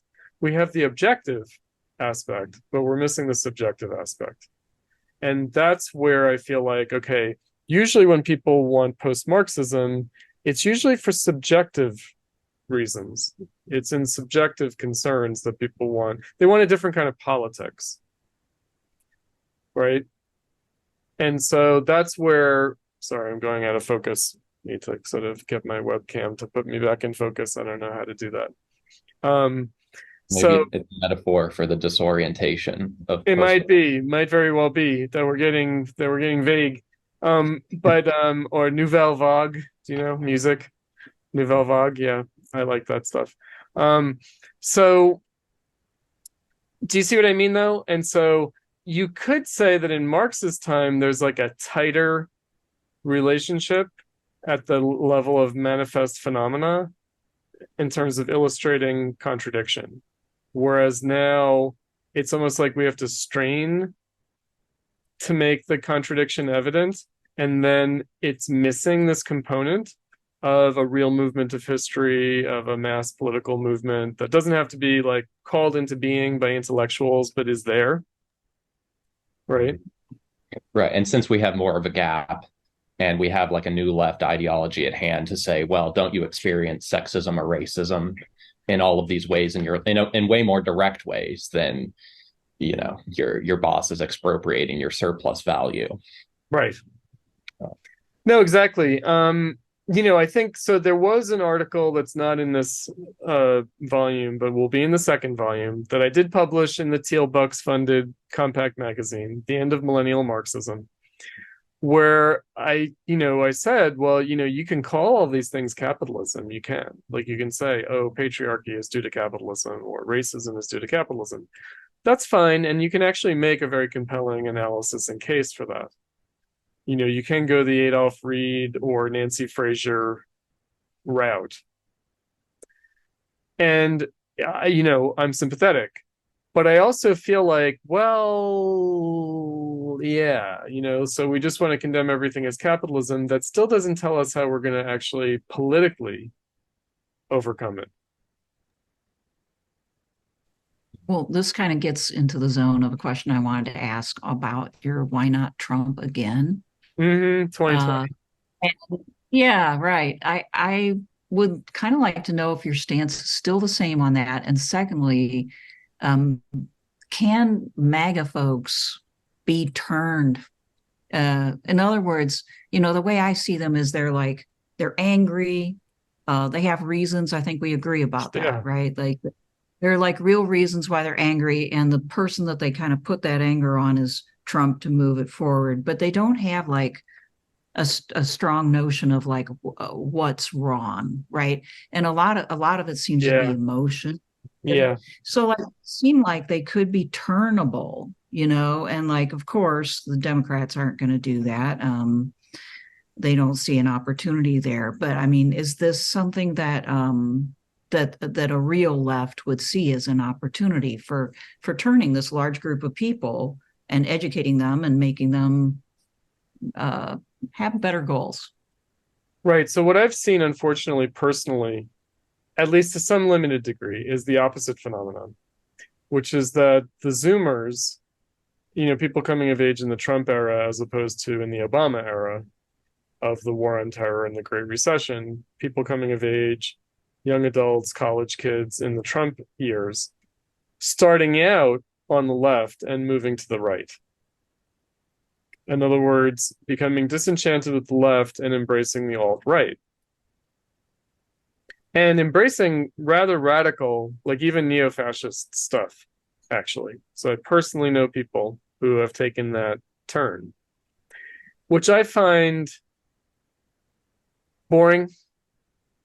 In other words, I'm not outraged by it. I kind of feel like they get entranced by the pseudo-radicalism of the right, and they think the left is boring and superficial. It's very much like the early 20th century, the way fascism came out of the left, because it was seen as more profound than Marxism. And so I have to tell these kids, Marxism is the profound thing. And it is the, ultimately intellectually substantive thing. And all this right-wing nonsense is just that. The neo-monarchism, Curtis Yarvin, and then you have hybrid phenomena like MAGA communism, infrared, this guy who likes to yell at people on the internet and say the Pledge of Allegiance and sing the national anthem and celebrate the 4th of July and talk about Trump. And, okay, so getting back to it, yeah, obviously the progressive liberal people are up in arms about the conspiracy theory, QAnon, paranoid fantasy. Like when you talk about, the Trumpists don't seem to have a good sense of what's wrong. Well, we could go further and say they have decidedly grotesque misrecognitions of what's wrong, right? So 2 of the kids I have in mind who are entranced by the right are Jewish and are investigating the history of Jews who supported the Nazis as models for them. Oh boy. And I'm just like, that's not nearly as interesting as you might think. But it's like a weird inverted identity politics, right? Where, again, young people have been convinced that somehow it's in their biological genetic heritage, the essence of their being, right? It's, to me, again, rather boring and, banal, and, it's disturbing. It's not very disturbing, though. It makes perfect sense. Now, do I think that Trumpism is characterized by that? No. And you know why? Because these are people who were into Bernie, and then they were into Trump, and then they decided that Trump wasn't good enough, wasn't radical enough. They decided that Trump's just a normal capitalist, bourgeois, even progressive liberal politician. Because of course he is. Meaning the Republicans are just bringing up the rear of the progressive liberal capitalism of the Democrats. They're just the ones who are like, not so fast. They don't represent really reversing anything or stopping anything. They're just like, not so fast. Mm-hmm. Right? And these students who have been enchanted by the right have detected that. And they're like, no, we want to reverse this. We want to undo it. We want to stop it. In other words, they embrace the radical right as more authentically anti-capitalist than Marxism. Mm-hmm. And they recognize the bourgeois core of capitalism, and they reject it. They reject bourgeois freedom, bourgeois right. Now, again, I don't think that Trump's support really comes from that. I think that's a marginal fringe phenomenon of intellectual type people, including maybe working class people, but who are, in their heads. Let's put it that way. And so when I think of like the relationship between people who vote for Trump and the potential for a socialist politics, again, it's like anything else. Are they more amenable to a socialist politics than people who vote for the Democrats? No. But they're just as amenable, I think. Right? In other words, I wouldn't write off people who are under progressive liberal capitalist ideology who are in the working class. I wouldn't write off people who are like not so fast, right? Who vote for Republicans in the working class. I wouldn't say that they are beyond the scope of a potentially socialist politics or even a basic workers movement. And again, this is where like someone like Sohrab Ahmari is there to say, we need a workers movement, we need labor unions, and, you know, wokeness is not much of an obstacle to that, and that's why it's not such a big deal. That it's more of a phenomenon of the middle class. In the working class, it's not really an obstacle to, you know, labor struggles, and so let's not get too caught up in that stuff. And he's right about that, right? He's right about that. So I would say the culture wars have almost nothing to do with the working class. You know, I would just say, to my mind, it really has nothing to do with the actual consciousness of actual workers, to use an Adorno phrase. And I do think, though, that, you know, maybe one of the things that's been in the air for a number of years around Trump is realignment, the idea of a class realignment in capitalist politics, the working class shifting from the Democrats to the Republicans. Now, the DSA and Jacobin and that crew, they don't call it a realignment, they call it a de-alignment. In other words, what's happened into their mind is that the Democrats have lost the working class. It's not that the Republicans have gained the working class so much as the Democrats have lost it. And that's because they want the Democrats to have it. Right? In other words, their strategy is to pressure the Democrats through a working class base. And the danger being that the Democrats will lose that working class base, and therefore there'll be no ability to advance a progressive democratic socialist agenda through the Democratic Party, because the Democrats won't need workers to vote for them. And so there will be no possibility of pressuring them. Right? And so de-alignment rather than realignment. And why would they ever concede anything to their left wing if their right wing could hop over to the Republicans? Like, if the left that's the thing. Go. So they can't, right? So in other words, the Democrats like feel pretty confident that they can't lose young single women, right? Whether black or white, that they can't really lose LGBTQIA plus people to the Republicans. They might be able to lose like some white gay men, but who cares about them? Peter Thiel, right?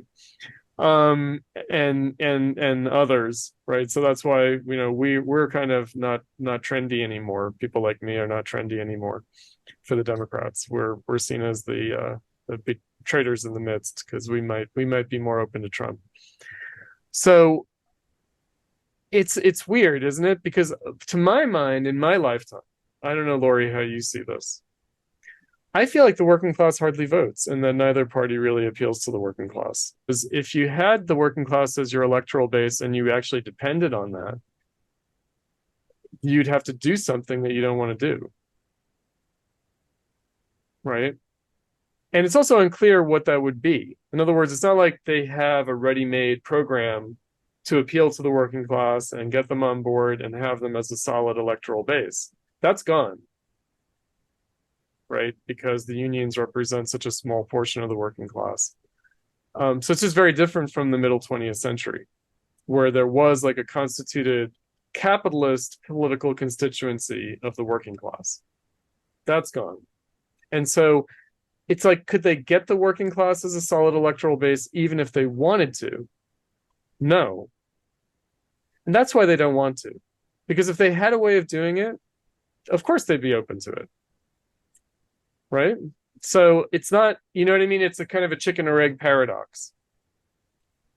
You know, capitalist politics, I always have in mind, this is why I love the 18th Brumaire of Marx. Like, what happens in the capitalist political realm when the working class is simply absent politically? When it vacates the stage, what are you left with? You're basically left with a struggle of cliques and rackets among essentially the ruling class. That's what you're left with. And that's, if you analyze capitalist politics now, it makes perfect sense, because that's what it is. You know? Yeah, I haven't looked at the numbers, but I guess my general perception was that there were more working class people that were involved in electing Trump. Yes. You may know better, but like they voted in greater numbers than usual. Yes. Right? Expression of whatever. You know how the left denies that, though? By looking at, there are two rubrics that are like funny. One is college educated, not college educated. The other is generational. Voters under 45, voters over 45. So what you found was that the working class that voted for Trump were older. And I mentioned that in the book, that they're really concerned about the livelihoods, not of themselves, but of their children and grandchildren. In other words, and then the left is there to say, well, these are not really working class because they're property owners, they own homes, or they're retirees, or they're getting ready to retire, right? And I'm like, but they're still working class. Like, in other words, where's their property, where are their assets, where does their money come from? And they are thinking about their children as working class. Right? They are thinking of the future of the country in terms of their children and grandchildren as workers, as the ability to be gainfully employed. They're not thinking about their children. When they voted for Trump, I don't think they were thinking, oh, Trump will make it easier for them to start their own business. They were thinking, I want my kids out of my basement. Right. And we want them to have, and we want our children to be able to have children. Right? They're getting old, when are they going to have children? Right? They weren't thinking, oh yeah, Trump's going to make it easier for them to be entrepreneurs in a way that I had to work for a living. I don't think they were thinking that. That's not my experience.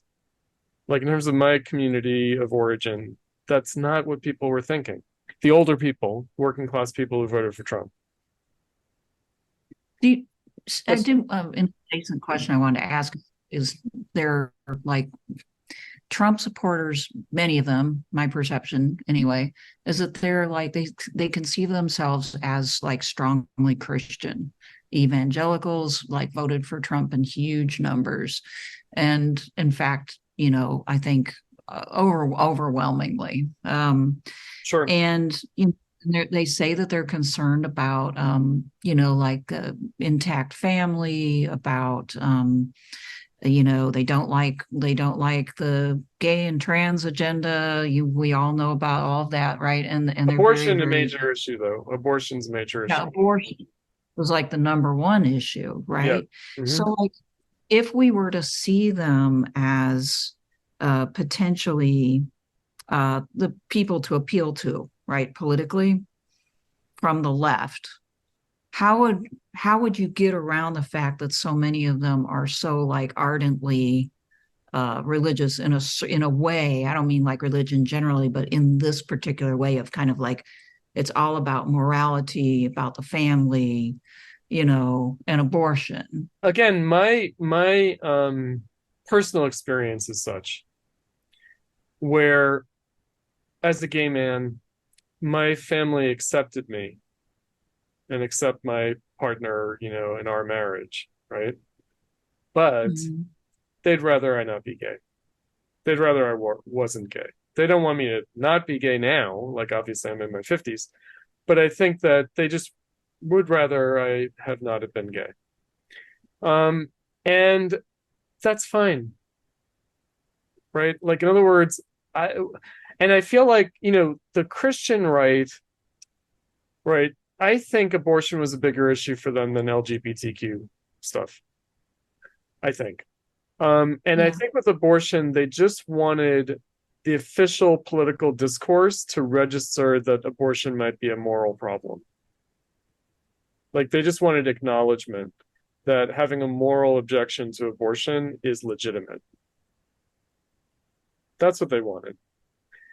And, so voting for Trump, someone who at first glance does not seem like a crusader against abortion, right? He just seemed like someone willing to voice their concerns and say abortion's gotten out of hand, right? Rip the baby out of the womb, right? And the way he's running now for 2024, Trump is saying, I think there should be limits, right? He's saying abortion shouldn't be banned completely, but there should be limits. Right? And I feel like, okay, so the other thing that I always bring this up in my academic classes, Pat Robertson. Remember Pat Robertson? Yes. Crazy televangelist, evangelical, like a kind of poster child of like the Christian right. So he was on Fox not too long ago. It was around the case in the Supreme Court about, do business owners have to serve gay clients or not? Right? So what Pat Robertson said was, we no longer call for putting homosexuals to death. We just don't want to be forced to bake them cupcakes. And I thought, okay, that's perfect. Do you know, like, I feel like, and he said, we're not interested in making homosexuality a crime. But he said, but we do still consider it a sin. And I feel like sin is something that you ask God's forgiveness for. It's not something that you ask any politician to do anything about. Meaning, Pat Robertson was saying, fire and brimstone. Like, this is the guy who would say Hurricane Katrina is because of rampant sodomy. God's punishing us, right? But again, he's saying we're not demanding that homosexuality be a crime that the police arrest you and punish you for. But we're asking gay people to confess their sin to Jesus to redeem their souls. All right. Like, do you know? Like, I feel like maybe if they could, they would make it a crime. Or, or they want to make trans people kind of a crime. I don't know that's true. Do you know what they say on Fox News? They say trans is fine for adults, just don't push it on children. That's what they're saying. But if I think they mean it. No. I think it's important to, because I lived in the time when they said,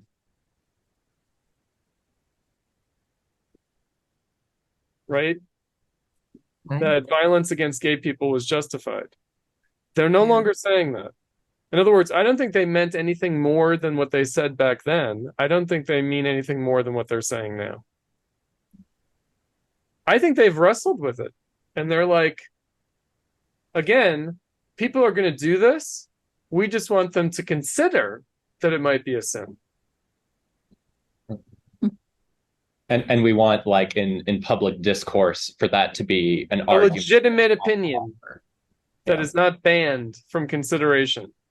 Which is, this is a big part of your underlying argument. I take to be, we're all modern, we're all bourgeois. We all, to a greater or lesser degree, think everybody should be free to do whatever they want. But the issue is, don't push it on me, don't push it on my children. And where's that line? And to me, it seems like the sexual and gender stuff is kind of near the core of that, but abortion even more so. Because it's like the right can say, well, we're standing up for the right to life of the child. And then, like, from the left liberal side, it's the woman's body, it's her choice. And in both cases, it's like this conflict between two rights-bearing individuals. In other words, women should get an abortion and pray for God's forgiveness for getting an abortion. Like, yes, they were in dire straits. They felt that they needed to have an abortion, but they should feel guilty about it. As if people don't. People do wrestle with this stuff. Because I feel like the progressive liberals are just like, how dare you stigmatize women? They already feel stigmatized. And it's like, of course. And they are trying, they have largely outlawed it in certain states, right? So they're, right. indicates a tendency to use the law to most of those states, you realize what happened, right? So these are trigger laws that were passed many years ago, decades ago, that automatically came into effect when Roe versus Wade was overturned. That's how the laws were written. Gotcha. Yeah, I think I knew that and forgot it. Yeah, and it's just like, okay, so we're on autopilot from the 80s? Because that's what we're talking about. And I think it's going to be a struggle now. In other words, I don't think that's tenable. Right. It's just not going to follow the Supreme Court to do anything about it. Right? In other words, it's going to be legislative battles in these states. And they're going to be, for sure. Don't think there's not going to be. There's going to be. Yeah. Yeah. So, which is sad. Well, I think that's where the it's only right, I think, that it should be. I mean, I guess, look, I feel like Supreme Court decisions decriminalized sodomy and legalized gay marriage.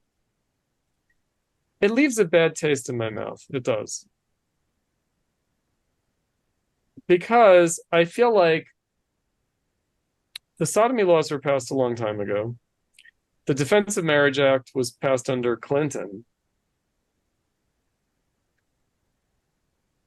Around the time that the sodomy law was struck down by the Supreme Court, and around the time that gay marriage was legalized by the Supreme Court, it actually could have been done legislatively. In other words, in 2004, I think the state I live in, at least, that had sodomy laws on the books, not enforced, Illinois, they surely could have legislatively removed the sodomy laws. Now, why didn't they? Do you know this story? Because they thought you needed it to prosecute rape. They didn't want to take that tool out of the box of the prosecutor, right? So there were feminists who argued, don't render sodomy laws unconstitutional because we need them to punish rape. Because they're not being used to punish gay people, but we do need them to punish rape. So that's the only thing. And again, that argument should have been made. In other words, that should have been hashed out legislatively, but the Democrats can't do that. Right? That's the problem. And so we are going through these twists and turns and these convolutions. And we have to understand that this isn't the end of the story. And there isn't just like a linear, like forward, backward, progressive, retrograde, right? And like, oh, they don't want to bake us cupcakes now, but that's because they want to kill us in the future. I don't think so. I actually don't think so, right? I don't think it works that way. And from my perspective, like, why then any of this matters to me?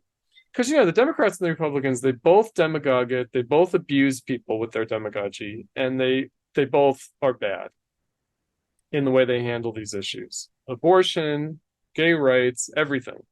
I don't like the way they deal with this at all. Either party. And they reinforce each other. They collude, I would say, with each other to do this kind of stuff, to debate things in this way. I think that a working class struggle for socialism would actually have to be neutral on a lot of this stuff at the level of cultural value and moral significance. Meaning, we can all agree that people should be free to do in their bedrooms what they want without the state interfering. We can all agree that there are circumstances under which people are going to get abortions. And yes, it's morally problematic, but can you really make it into a matter of state banning? Right? I think that could be hashed out. In other words, I do think that, again, people have shied away from that in favor of this capitalist demagoguing of the issue. And I think it's done a great disservice, just at the level of like educating the public about these things. To leave it at the level of this demagogy has meant that we have no idea what people would think if they actually had to consider seriously the relationship between morality and politics. they've never been given the opportunity to do so, I think. Right. And I know from my own life, working class people are not fired up by this stuff. They're not torn up about this stuff. They recognize that there is this capitalist political realm that is bullshit. And guess what they mean when they say it's bullshit? It's all bullshit. They mean this stuff. They mean this sophistry. When does life begin? People know that that's like a bullshit debate. That's fine for some people to have, but that they can't be bothered with. Because it's too far removed from their experience. Yeah, it's not real. It's not like, in other words, people deciding to have an abortion is not about that, right? In other words, like, women who think that life begins at conception have abortions. Happens all the time, right? It's not decided that way. Do you know? Like, that's just not the practical consequential realm in which these things actually happen. And then, like, yeah, and she might feel guilty about it, but she doesn't want the law involved. Mm-hmm. It's as simple as that. Yeah, it's the circumstances that make it happen, and people feeling like they don't have a lot of choices. Absolutely. Well, we had a few other questions written up, but I think maybe this one, going off that last discussion, my question would be, so like, I think this came up last time. I'm a somewhat recent convert to Catholicism. Lori is too. Like, we take it seriously. But where like I'm through the looking glass is like, as whatever I am, like post-left or quasi-Marxist or whatever. I've kind of carried that with me, and now I'm surrounded by a bunch of Republicans, and I'm like earnest, like I'm not bullshitting about the Catholicism. Right. Just like when you're in these rooms, like, I could just tell you all sorts of stories where like, Ukraine popped off when I was in RCIA, and all these people, they're like, well, what Our Lady of Fatima said about the errors of Russia. And I'm like, what does that have to do with this? And like, now with the Dobbs decision, it's like everybody's taking it totally for granted that multiple things. One, that like or any kind of socialism or working class movement is inherently atheistic at like a metaphysical, methodological, all the way down, atheistic and anathema. But then also, obviously we can trust Republicans to like hopefully pass increasingly draconian laws where like maybe somehow or other we'll have like an embargo around our city and abortificants won't be able to be delivered.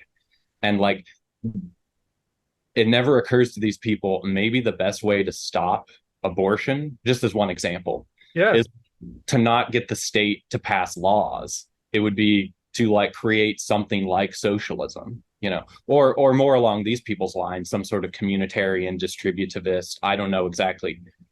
But it never occurs to them that they can do that. They're totally locked into like, basically we're Republicans. The ones who have thought their way out of it are like, we're just Democrats. And it never occurs to them that maybe these sort of Marxist post-capitalist horizons are what like our Catholic faith is calling us to. Right. So I think I write about this in my Paths to Marxism. So, of course, I was raised in a Catholic community, in a predominantly Catholic community. So most people were Catholic, and then the second largest denomination was Jewish, and then there were some Protestants. But Protestants were rather exotic. And there were two main parishes in my high school district. There was a conservative parish and a liberal parish. And I was in the conservative parish, and my good friend, who was a kind of liberation theology Catholic worker, he was in the liberal parish. Right? Now, so, my first question would be, how do they feel about the Pope Francis? Right? And, because the church is changing. It is like, it's not going to be called Vatican II, but it's basically Vatican III. I was just reading an article about how the majority of cardinals were appointed by Francis. So the liberal cardinals will elect the next pope. Right? So again, I just feel like the ship has sailed. The ship has sailed. The train has left the station. There's no going back. Did you guys see the movie, The Two Popes? Oh, you need to see that movie. Come on. It's Anthony Hopkins as Benedict. It's a light movie. It's a cute movie, but it has substance. Okay. Because Pope Francis is struggling with guilt at the role that he played in the Argentinian dictatorship. And Benedict is struggling with feeling like he dedicated his life too immediately and too readily and too fully to the church and never understood the life of his parishioners. It's good. It's really good. Like I said, it's done with a light touch. It's humorous, but it's also nice and poignant. I cried. I'll check it out. It's real. That's hype. It's a real movie. Watch it. You know, because again, like, I'm not a believer, I'm not a Catholic anymore, but I respect it. You know, and you know, at the end of the day, I think it's a shame that religion is drawn into the political realm in this precipitous way. In this kind of drastic, like, cultural blackmail kind of way. I think that's a real tragedy. I think it's a violation against the substance of the religion. You know, what you described, I feel like that's really unfortunate. You know, because it like cheapens it or something. I don't know. It does something that's not good. Right. So of course the movie is about the conservative pope versus the liberal pope. Of course, that's what it's about. And it's about how they feel about each other, you know. And but there's a pathos there. And then there's like a theological debate about like how the church has to change because humanity changes and God is with humanity on its journey. Right. And so, you know. So almost kind of like Hegelian or Totally. Yeah. In other words, like, you know, it's not like the world has abandoned God and that's why it's doing all these things. Right. It's rather God is still with us through all these things, through all these changes, and we just have to be able to hear him. That would be the faithful position. Right? And by the way, the whole movie is based on an actual dialogue that took place between Benedict and Francis. So they had like a theological back and forth, like letters to each other. And so the movie's based on that, on their actual written, articulated theological debate. So it's based on real, theological. So what should we do? What should we do when we like encounter what Spencer's talking about? Because I here in Kansas encounter the same thing. It's you can't have that conversation, and you know they're very, very predictable, right? Like so. I you mean in the community, in the congregation? Yes, right. Like when dealing with fellow Catholics, most of them in our neck of the woods, so to speak, are going to be like Spencer described. And that means sort of like they have their heads in a certain type of maybe traditionalism, but they're very like politicized in this particular way. And they kind of equate their political positions with their religion. Yeah. And they look at this type of thing like abortion very narrowly, and they don't have the imagination to think, well, what if we actually made life better for people by like doing things for them and helping them out, or like changing our economy so that they're not desperate. Well, you know, so we can't have these. They're thinking of it at another level, right? And there are all sorts of misapprehensions in the ordinary political realm that feed into it. like the conflation of law and morality.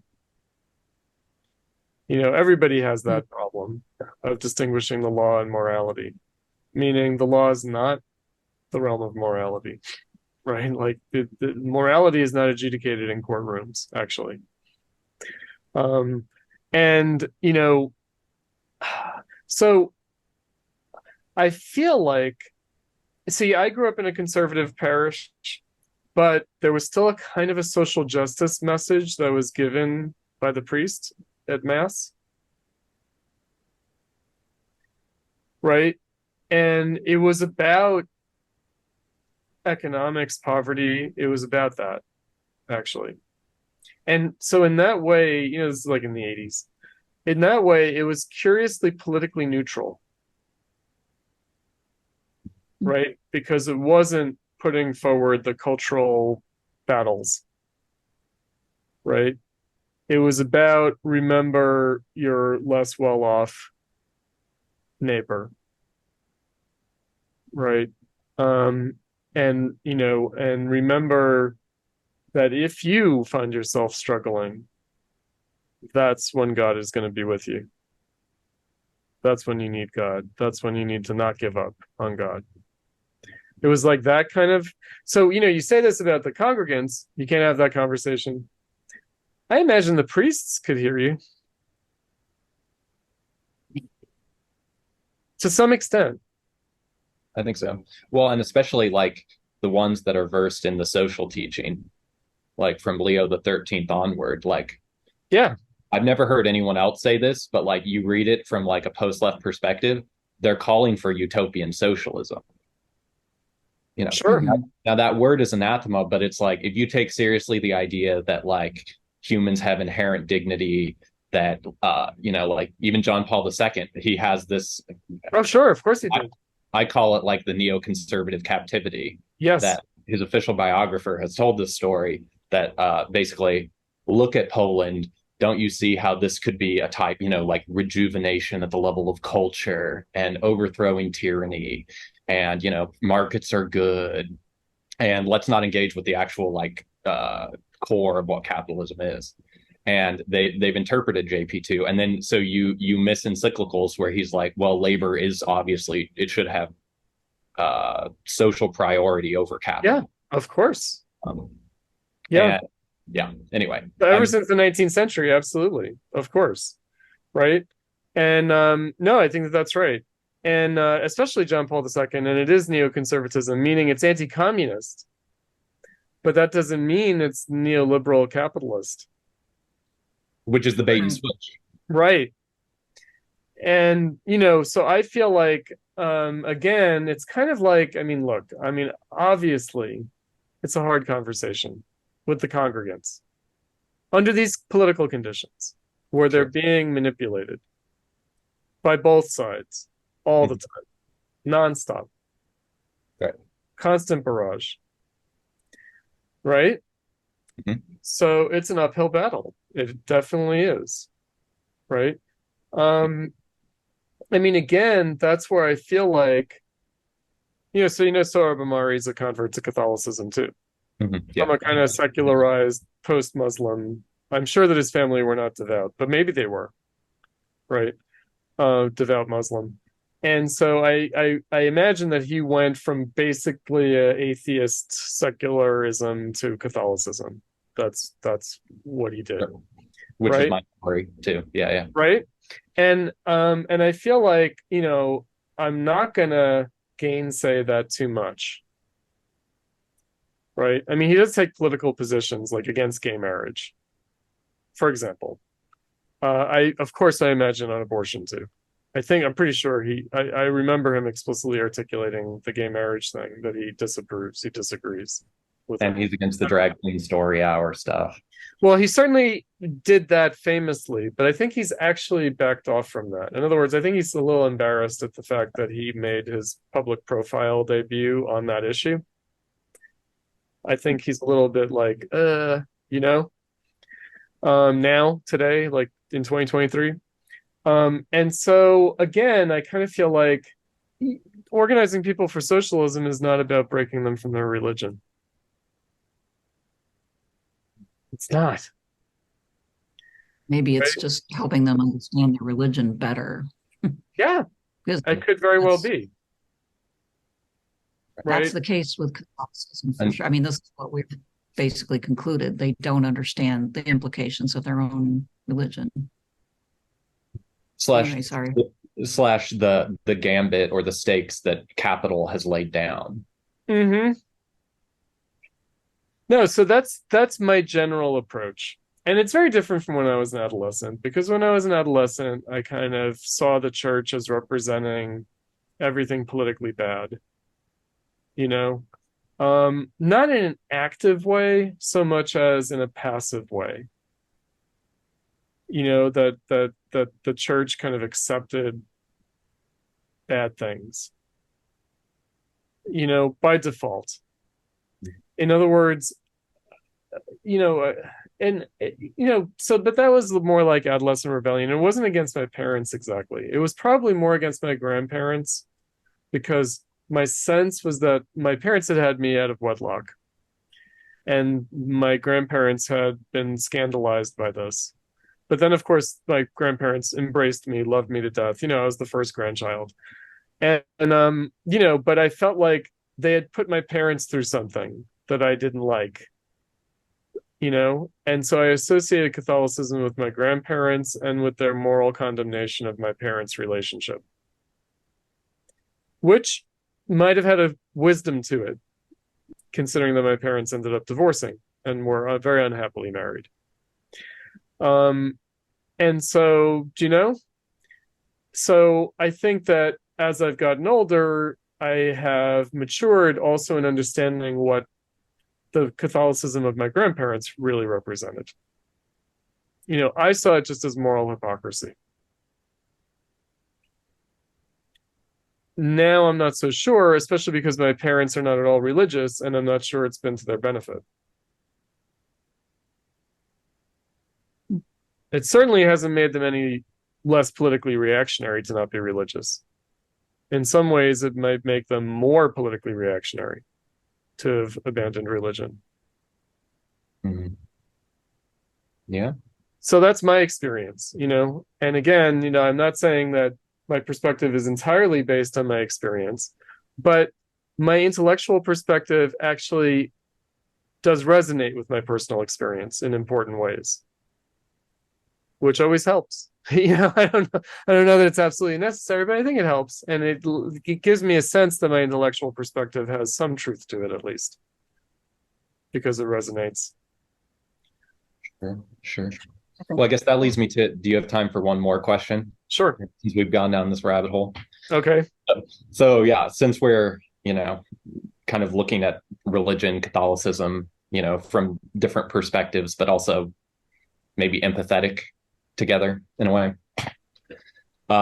You know, something I wrestle with kind of synthesizing my post-leftism with the Catholicism is, you know, the pat answer to direct at both of us, me and you, from some sort of conservative direction would be, well, what about, you know, places, you know, the Feuerbach, the Marx, the idea that to be a real Marxist, you have to be sort of methodologically an atheist.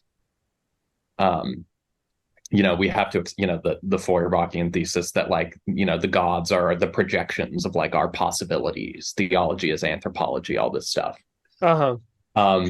I'm willing, from the Catholic side, I'm willing to let that basically say maybe that was a mistake of Marxism historically, you know. Well, Marx was not Feuerbachian. I guess my response is that Marx's critique of the young Hegelians, of their atheism, because he was critical of their atheism, was part of his critique of their materialism. And he actually, Marx kind of upheld Hegel against the young Hegelians. Right? Insofar as, because I'm not very well schooled in these debates. It's complicated because, again, I think that Marx can be quite arch about these things. So you need to follow, things like the Holy Family and the German ideology. It's a very subtle argument. Or on the Jewish question, the critique of Bruno Bauer, which is like an ostensibly democratic, Republican, and even socialistic, like secularism, but that Marx basically accuses of a kind of Christian chauvinism and a kind of bad Christianity, a kind of undigested, unrecognized Christianity. And similarly, Feuerbach, right? And so the criticism of Feuerbach is exactly this, right? Is a criticism of his kind of naive secularism and kind of bad pseudo-Hegelianism and historicism. So, I mean, anthropology, of course you could say Marx is, anthropological. But the question is, what is anthropology? Right? So I teach Durkheim, and the question is Durkheim like justifying religion or tearing it down? Right? And again, that's where I feel like, of course, from a traditional religious perspective, he's a militant atheist who's tearing religion down. Durkheim. But I don't think it's as simple as that, actually. And for me, again, reading Durkheim in a more Hegelian way, right? It is the question of substance. And so, again, it's like, well, of course, from my perspective, I'm interested in the rational object of the concept of God. What does that refer to?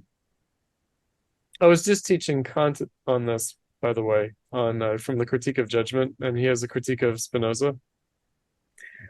And so there's a question of whether God represents everything that is, in which case God is dead in a way, or whether God represents freedom, in which case God is alive.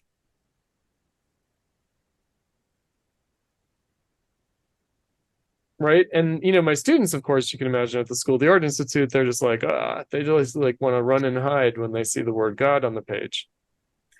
And I'm just like, hold on, children. Let's see what this means. What does it mean? Right. And is this like an interpretation of God from another standpoint? Or is it still an interpretation of things from the standpoint of Christianity? Right? It can appear to be both. There's a reason why people have debated, that there's like Kant's a Christian philosopher, Hegel's a Christian philosopher. No, they're atheist philosophers. Or they're Gnostics, or yeah, Gnosticism. I encountered that recently, by the way, that someone was like, the problem with Marxism is that it is Hegelian, and actually the problem starts with Kant, is that it's a kind of Gnosticism. And I was like, oh boy. Yeah. There's a professor at Notre Dame who kind of a huge part of his career is basically cascading Hegel as the synthesis of all modern heresies, ancient and modern. But anyway, go ahead. Right.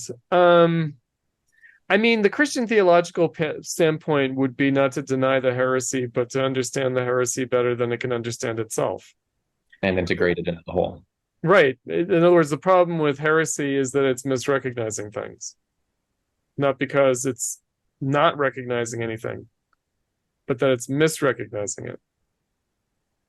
Right? And that's the seduction. And that the danger, of going down the highway of the heresy is that actually you'll end up in a satanic place, which means a nihilistic place. That's what that means, right? And so the problem with the heresy is that it unbeknownst to itself, is going to undermine itself, right? That it's not offering a different interpretation of God, that it's actually undoing God, but without knowing it. Mm-hmm. Right. And so, of course, then the theological challenge is to explain better than the heretics what the heretics are trying to get at. So, yeah, I mean, it's, I'm not fully prepared. I mean, I'm prepared at a certain level, but I'm not fully prepared to go all the way down the theological highways because I've studied these things to a certain degree, but not nearly adequately. Sure. So I can only, give a kind of rough outline of how I navigate these things. Sure. Right. And so, it's a long time since I thought that Marxism is great because it's the most total debunking of religion. Yeah, I haven't thought that way in a very long time. Mm-hmm. Because I'm like, no, actually, Marx criticized those people. Yep, but that isn't the received story that we get. It's actually It isn't. Certainly not from the left, and also not on the right. Right. And I think it's because neither are really prepared to deal with the deep questions that are opened. And again, like the actual religions have had to wrestle with modernity. Mm-hmm. And I think that they have, like, meaningfully. Like, in other words, if you look at modern theology in various faiths, they've authentically grappled with this stuff. I'm aware of that too. Mm-hmm. Right? They haven't just been hidebound and stuck in the past. They have accepted the challenge and they have thought about it, and there have been meaningful debates. Mm-hmm. Right? And so I kind of feel like it's a straw man argument usually that's set up vis-a-vis Marxism and religion, whether from the left or the right. Mm-hmm. Yeah. I mean, that's, think, Yeah. Absolutely. We agree. And yeah, thank you for coming on and helping us navigate that a bit better. Great. Appreciate it. Yeah. And, best of luck on the book. And it's good to hear that another, the more theoretical is coming out too. So that's amazing. When is that going to drop? January. And so maybe we can talk again then. Sure. Yeah, that'd be fantastic. That would be great. And thanks for having me on. Yeah. And I appreciate the discussion. Yeah. And thank you for coming. Yeah, thank you. And yeah, you give me so much to think about. I'm going to listen to it all again, like tonight, I think. So have a good evening. All right. Take good care, guys. Yeah, you too. Great.